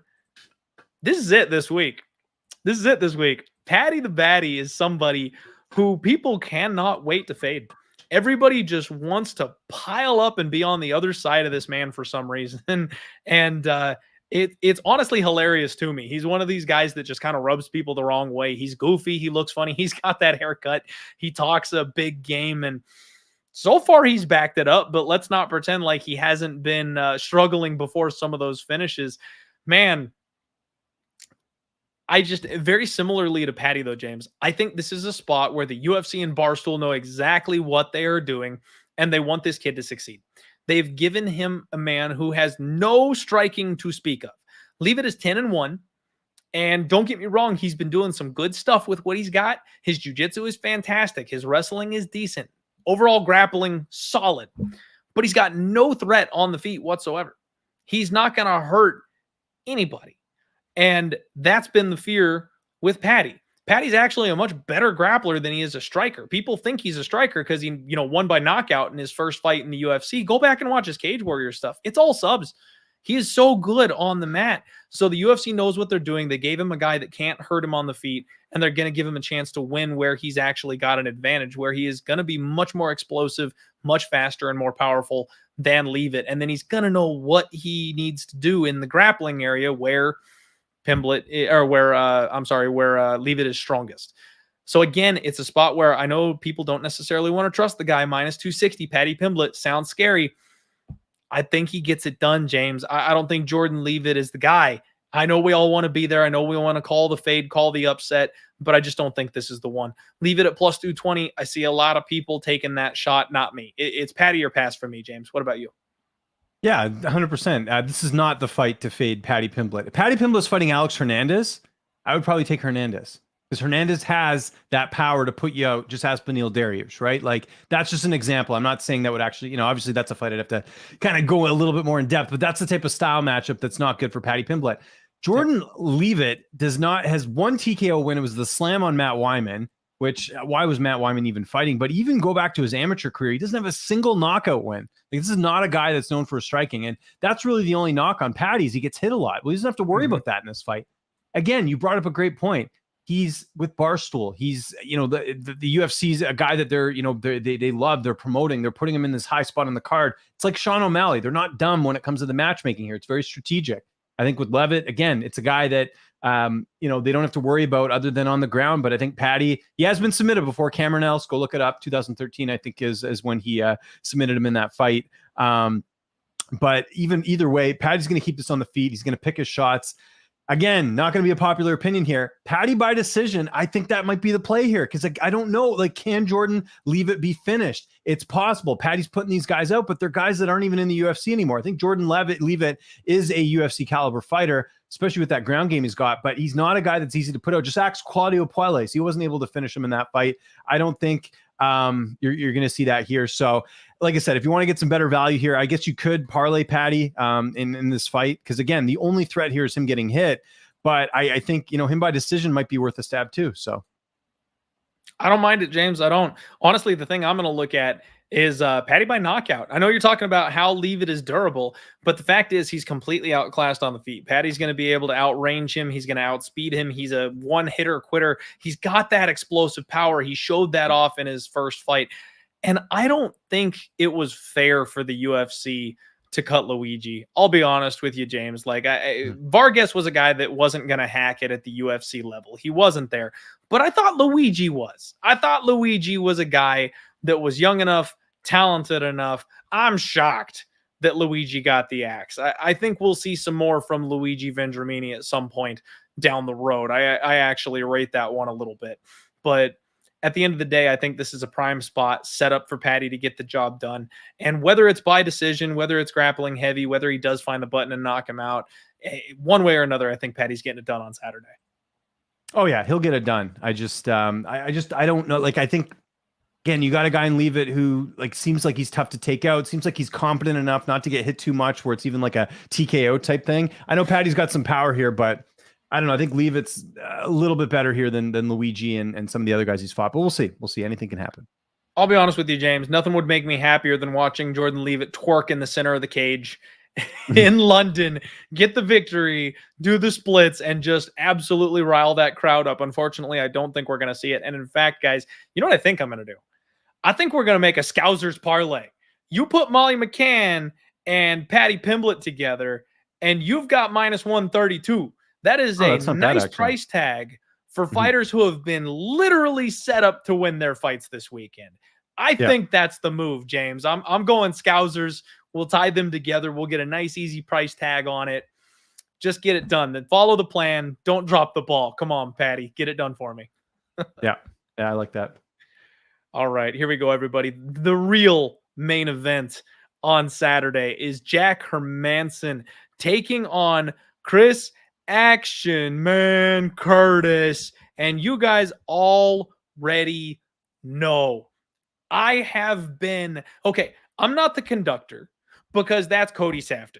Cody Saftik is driving the train for Chris Action Man Curtis, but I'm the guy shoveling the coal behind him. We have both been on the Action Man train since this guy got to the UFC. His return on investment for us has been ridiculous, absolutely unreal the way this guy has been underrated by the books, by the reviewers, the analysts, the podcasters. Nobody gave my man the due that he deserved. And here he is fighting a fighter with a number next to his name on Saturday in a co-main event slot. I cannot wait to watch Action Man work. The problem for me, the thing that scares me about this fight, James, is he's finally taken on a guy who is terrifying, a deserved ranked UFC fighter, not a one-dimensional guy with a hole that he can exploit, but a well-rounded fighter. Jack Hermansson has good, solid boxing. He's very talented from range. He's got a good kicking game. We know his grappling is on point. That submission game is next level. His wrestling, decent. I don't want to say it's incredible. He can have his takedowns stuffed. We've seen him flounder in that spot before. Sean Strickland actually made him stand and bang, and he lost basically to the jab of Sean Strickland in that fight. Jack Hermansson can be taken advantage of. He's one of these guys who absolutely can be beaten.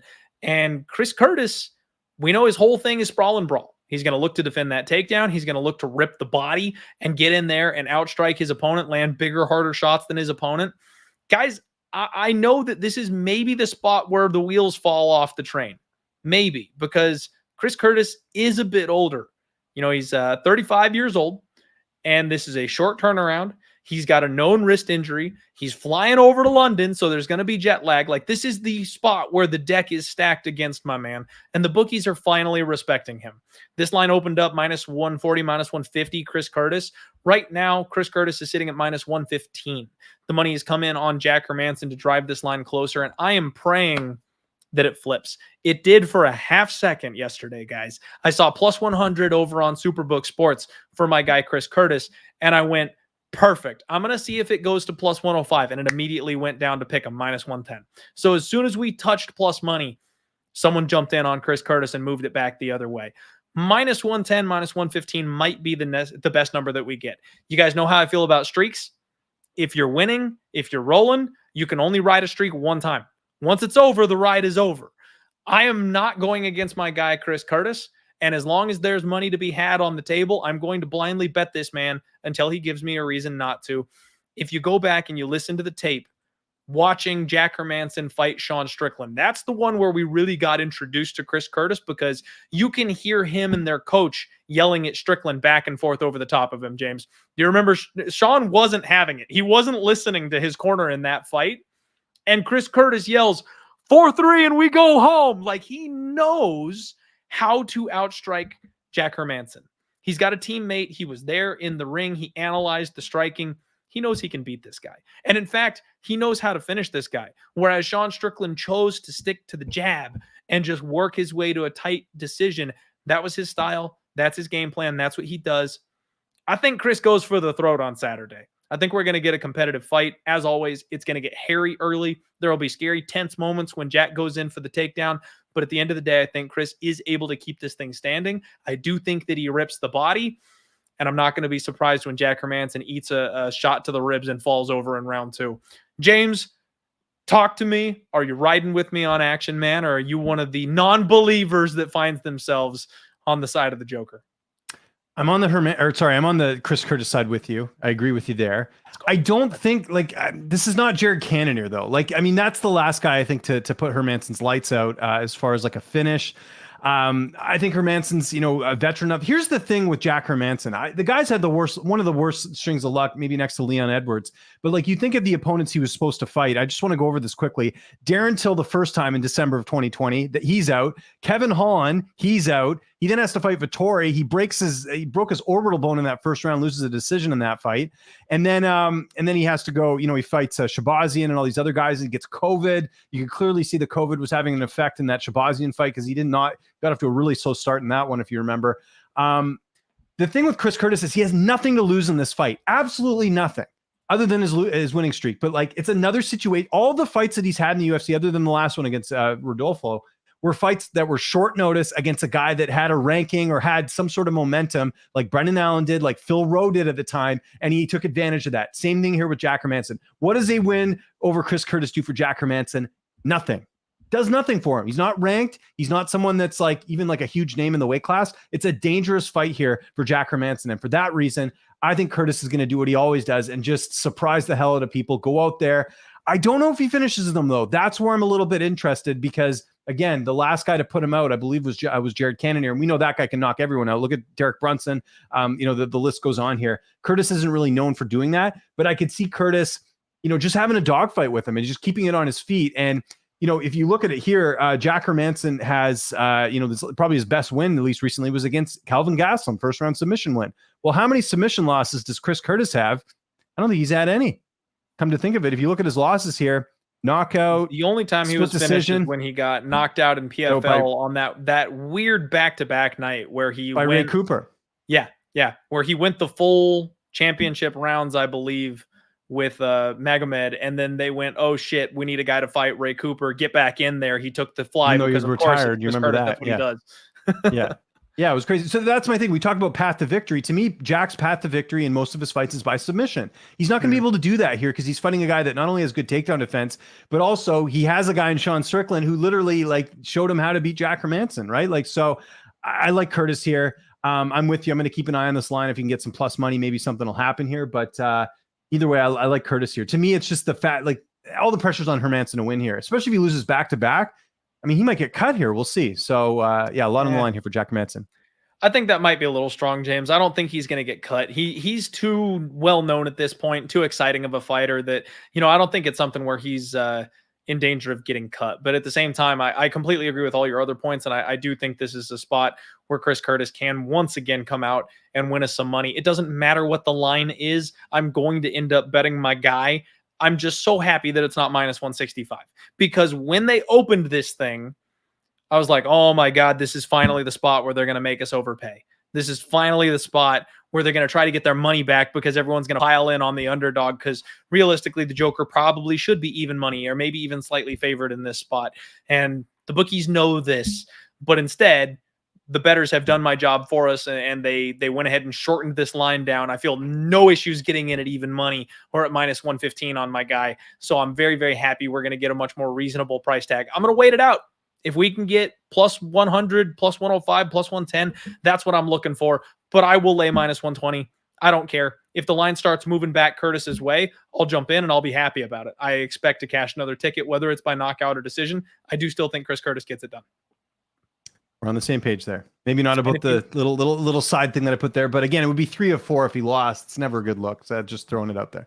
That's fair. That's fair. But if you guys need any additional, confidence in this one, Chris Curtis posted this on his Instagram. So he knows the assignment. Let's go. Like that's pretty solid right there, if you ask me. Yeah, I'm with you there. Gotta love it. All right, everybody. It is main event time. Thank you very much for hanging out with us. Come on, guys. We got 299 people in this chat. Everybody hit that like button for me. Let's blow the roof off of this thing, because we can do it, but I need your help. Thank you all very much for spending your Monday night with myself and James talking UFC London. Here we go. Chris Blaydes taking on Tom Aspinall. James, oh my goodness. I don't know if you saw my tweet earlier today, but Aspinall seems to be the newest guy that I just tend to not buy into. I don't know why that is.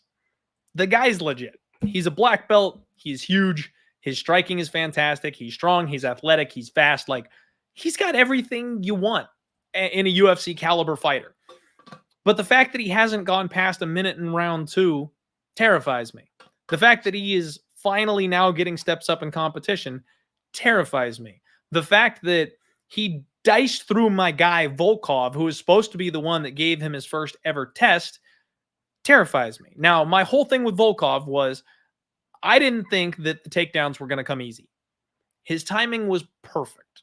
He got the takedown so quickly, it was over before it began, because I knew for a fact that the submission advantage was going to be there. I just didn't think he'd be able to actually put it to use. So that was the oversight there on my part. But now Tom Aspinall is fighting Curtis Razor Blaydes, the most prolific takedown artist heavyweight has for the UFC, the man who set records, the guy who's got 5 rounds of gas without even blinking. He's unreal with his ground and pound. It's terrifying the way this man makes the floor shake when he's got you underneath him in there. Is the takedown going to be there for Tom Aspinall in this one? I'm not so sure. And we saw Curtis Blaydes, what he's capable of doing with his hands the last time out as well. Now, he tends to be a little bit slower than someone like Aspinall. So I do think Aspinall can clip him and touch him on the button at some point. But again, I think this line is maybe backwards. I think Curtis Blaydes at plus 115 should probably be the minus 145 or so favorite. Tom Aspinall sitting at minus 135 right now. It's thin, it's tiny, it's baby. I'm not going to flip this coin, James, because the gambling gods hate me, and whichever side I bet is going to be the side that gets cursed, and they'll laugh at me as I lose my money in the main event for no reason. Whoever wins this fight is going to look minus 700. Like, I'm just calling it now. Like, either Tom Aspinall is not going to have an answer for the wrestling, and Blaydes is going to ground him for 25 minutes and show him what round 3 looks like, or Aspinall is going to come out here, be the faster, more athletic man, clip Razor Blaydes on the feet, catch a guillotine on his way in. Like, it's going to be over quick, under a minute. He's still not going to see the 2-minute and 30-second mark of the second round. Whoever wins this fight is going to look like they should have been a massive favorite. And those are the fights that, honestly, I tend to just try to get away from, because there's no way of knowing. Whoever implements their game plan best on that night is going to be the victor. Heavyweights are going to heavyweight. These guys have incredible levels of power. And don't really need to find out with my hard-earned cash whether I'm right or wrong on Blaydes being the guy who should probably be favored. Do you have a lean on this one? Because honestly, I'm probably just going to pass. I think Aspinall takes it. And I'm a big Curtis Blaydes supporter. Anyone who's known me, I've been interviewing Curtis since he fought in RFA. Like, I've known this guy for such a long time. Great fighter. I feel like people don't give him his due a lot of times. People call him boring, all this stuff. One of the nicest guys you'll ever meet. And by the way, go look up how many TKO wins he has. He has almost as many as he has decision wins. So how do people call him boring? I've never because of the Volkov fight, because he couldn't finish him. You know what I mean? Like that's what people look back on. I know. It's crazy. Did you know, Clint, that in 15 UFC fights, Curtis Blaydes has never been the betting underdog when the line is closed? So this would be interesting if this ends up happening. The thing with me is there's a few guys in the UFC that they do, some special things. Yuri Prochazka is one of them. Tom Aspinall, I think, is another one. To go out there and finish Volkov as quickly as he did, because I had Volkov in that fight too. Like, I was like, Volkov's, goes past round 2. Volkov's got this. I know he gassed out a bit against Blaydes, but come on, it's Volkov. I was a believer. He gassed in round 4 against the guy who set the record for takedowns. Like, that one's understandable, Volkov. No, for sure. But I just felt like that was too much of a step up. But what he did to Volkov, and then you see what Volkov did in his last fight. It's like, to me, that was a good win. And I just think with Aspinall, it's like, and it's like they're both the same size. I think Aspinall's like a tiny bit bigger in this fight, but I don't know. Like, I just think the fact that you've got a guy who's a black belt on the ground, he's got knockout power too. Like, that's a deadly combination for anyone to fight. And, we should point out too, like, Blaydes has been knocked out 3 times, right? Twice by Ngannou. But it was only the Lewis fight where he's actually knocked out cold. Like, he couldn't get up on his own. That was it. So people are like, oh, he's taking too much damage. Well, TK, it's never fun to get hit by Francis Ngannou, but we do have to point out that those weren't like out cold losses either. They're TKO losses. So keep that in mind too. It gets interesting, like you said, if it gets past round 2, because again, Blaydes, the guy trains in Denver. Say what you want about him slowing down against Volkov. He has 5-round experience. Aspinall does not. He's got the wrestling in his back pocket. He gets those takedowns all the time, but Aspinall is likely working that too.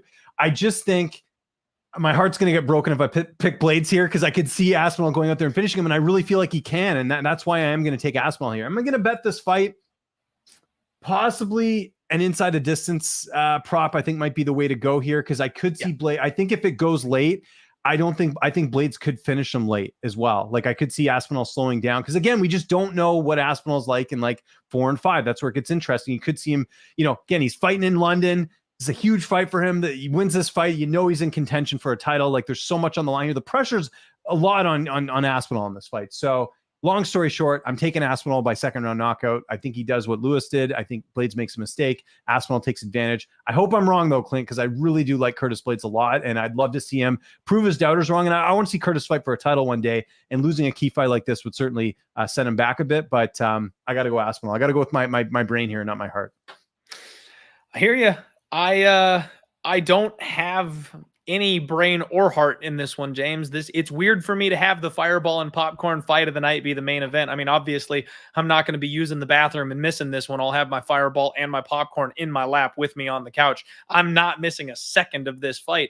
But damn, I don't think I want to bet this one. I don't think I want to expose myself to get it. There's other spots on the card that are better, unless you are convicted. And that's the thing, is so many people are convicted on this fight.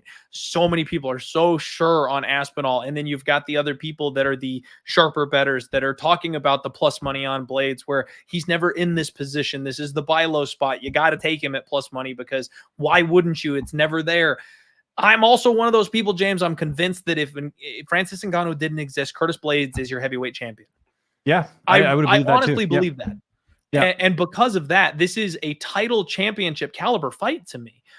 We'll see if Aspinall has the knockout power to touch a guy like Curtis Blaydes. We'll see if he's got the counter wrestling to stay on his feet against a guy like Curtis Blaydes. We'll see if he can survive in round 3, 4, or 5 with a guy like Curtis Blaydes. Maybe that's the answer, James. Maybe I sprinkle the 3, 4, and 5 for Blaydes and have just a minimal investment in it. Pray that it all goes according to plan and he stretches this thing out. You actually might be able to get a half-decent live bet entry on this one, just because Aspinall probably is going to start out well and strong, but you'll be able to see the chinks in the armor, and you'll be able to see Curtis Blaydes working his way in. Maybe you can make a round 2 entry live if this thing gets out of that first, but I think at some point somebody gets clipped here, James, whether it's Curtis Blaydes being able to ground and pound someone like Tom Aspinall, whether it's Aspinall getting another sub, snatching a guillotine, or I do think he could standing KO Curtis just because of the speed. If he is able to move around better than someone like Blaydes and cut corners and use his hands the way we've seen him in the past, he might be able to land a knockout. Again, if anything for me, I think it's violence. Yeah. Yeah. I'm with you there. Great fight though. Like, love the matchmaking here, right? You got Aspinall getting a test, like the one guy who hasn't fought for the title in that class, but still has a lot of good wins. I mean, Curtis has fought everyone in the weight class for the most part. There's very few like fresh matchups for him. So fighting in Aspinall, it's like, it's the next step, right? Because it was always Diakiese and Aspinall, right? And like Chris Diakiese, and obviously Diakiese had the loss to Lewis, and then now he has lost to Blaydes as well. But this is kind of that similar thing where you got this up and comer who's making a lot of noise, and we'll see. And listen, I think a lot of the people that are like Aspinall for sure is going to win, they like their guy. They haven't had a UK, superstar guy in a while since probably Bisping, right? Like if you think about it. So I think there's a lot of that playing into it too, because at the end of the day, you got to give Blaydes his respect for the wins that he's had, the opposition he's faced, like, and who he's lost to. I mean, again, how many fighters have, been looking up at the lights with Derek Lewis, and same thing with Ngannou. So that's how you got to look at that too. But yeah, again, I got to take Aspinall. I'm betting on the fact that this guy is something special, and that's what I'm relying on. And that makes total sense to me, James. I bet on David Onama when he took on Mowgli Benitez. That was a spot where we said, this line is wrong. He should not be favored, but he's going to win. This kid is special. He's something. I have no problem with every once in a while, you take the rule book and you crumple it up and you throw it out the window. Yeah, you just got to do it sometimes. Tom might be that guy. He legitimately might be that guy. And you know what? The UK fans absolutely need him to be, because they've been stuck with Darren Till for the last 5 years. But don't get me wrong. I'm sorry. I'm hating for no reason. I actually really like Darren Till. The fact that he can joke and laugh, and kind of like poke fun at himself, and his Twitter game is on point. Like, I love Darren Till for all of that stuff. But when they put him, they rushed him up to Woodley. That was just, I was licking my Stephen chops. Thompson. I don't care what anyone says. Wonder Boy won that fight. Wonder Boy won that fight, James. Without a doubt, Wonder Boy. I like Till. I just don't think he won that fight. That's I just got to throw that out there to all the Till fans. I agree. That's one of those ones where you look back and you're like, they really wanted him to get a title shot, didn't they? They did. And then they realized he was fish out of water on the ground with Woodley. So there you go. Yeah. James, we've been going at it hard for a good 2 hours at this point. Thank you so much for hanging out with me on the show. You know this, man. Always love your energy. Always love your work. Thank you for donating the time and talking through this card here with us. I want to give you the floor, man. Shout out the people, all the plugs. Let them know where you're at, what you're doing, where they can find you, and how they can support you. Well, first and foremost, thank you for having me on here. I love doing this show. I don't do a ton of podcasts. I'll do yours anytime you want, because I always enjoy talking to you. And I know you get a lot of flack on social media. This is something we've talked about. I just want to mention this here. I like the fact that you go against the grain a little bit and you don't listen to these people, because look, like I forget, Gianni gave you a nice compliment on the show, on the Fight Pass show. Like it's about the long-term results. It's not about short-term. Look, we all, it's so boring when people are just picking favorites all the time, and it's good to have some variety there. And I commend you for that. I love your audience as well. Really, really good, educated group of people. Pub Sports family, love them. Actually going to be interviewing Chase Sherman tomorrow for Pub Sports, so keep an eye out for that on the channel. Just set that up today. YouTube.com/LynchOnSports. I put all my interviews on there. I make it easy for you. I work for a lot of different companies, but it's all in the UFC interviews playlist. You'll see all my interviews there. I did a ton for this card on UFC London that I mentioned here today, so got to mention that as well. And just follow me, Twitter, Instagram, TikTok, all the same handle, @LynchOnSports. And thanks so much for having me on, man. Again, I really appreciate it. My pleasure, James. It was a pleasure doing it with you. I always love doing these shows with you guys. Seriously, James is the best in the biz. We get some awesome information from these fighters because of his interviews. So support the man, and I appreciate the kind words, James. Going against the grain is where it's at. You got to have some fun with it sometimes, and can't let the haters get you too down. Speaking of, you mentioned Gianni, guys.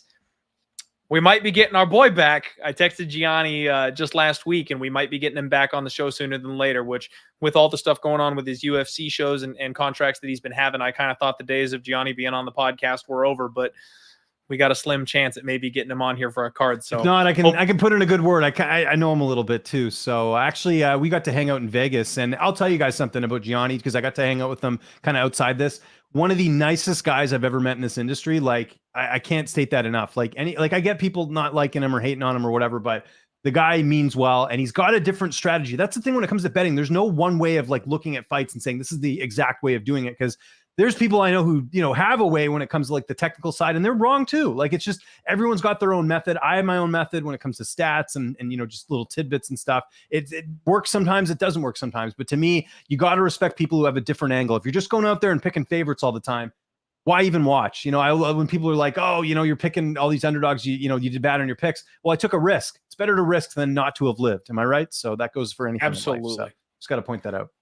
I love it. Nope. Good call, James. That's a great way to end the show. Thank you all so much for hanging out with us this evening. Do us a favor, hit that like button on the way out. You guys know where to find both of us on all forms of social media. Our names are pretty much the same, two of the nerdiest guys in the game, and I love it. Everybody get out there. Have a great week. Good luck on all your bets. Of course, keep it dialed here at Pub Sports Radio. We've got James's awesome interview with Chase Sherman coming up. Tons of content on all the other sports out there. Total Takedown, undefeated post-weigh-in show, which was hot last week, as always. Stay tuned. Love you guys. Have a wonderful weekend. Let's roll.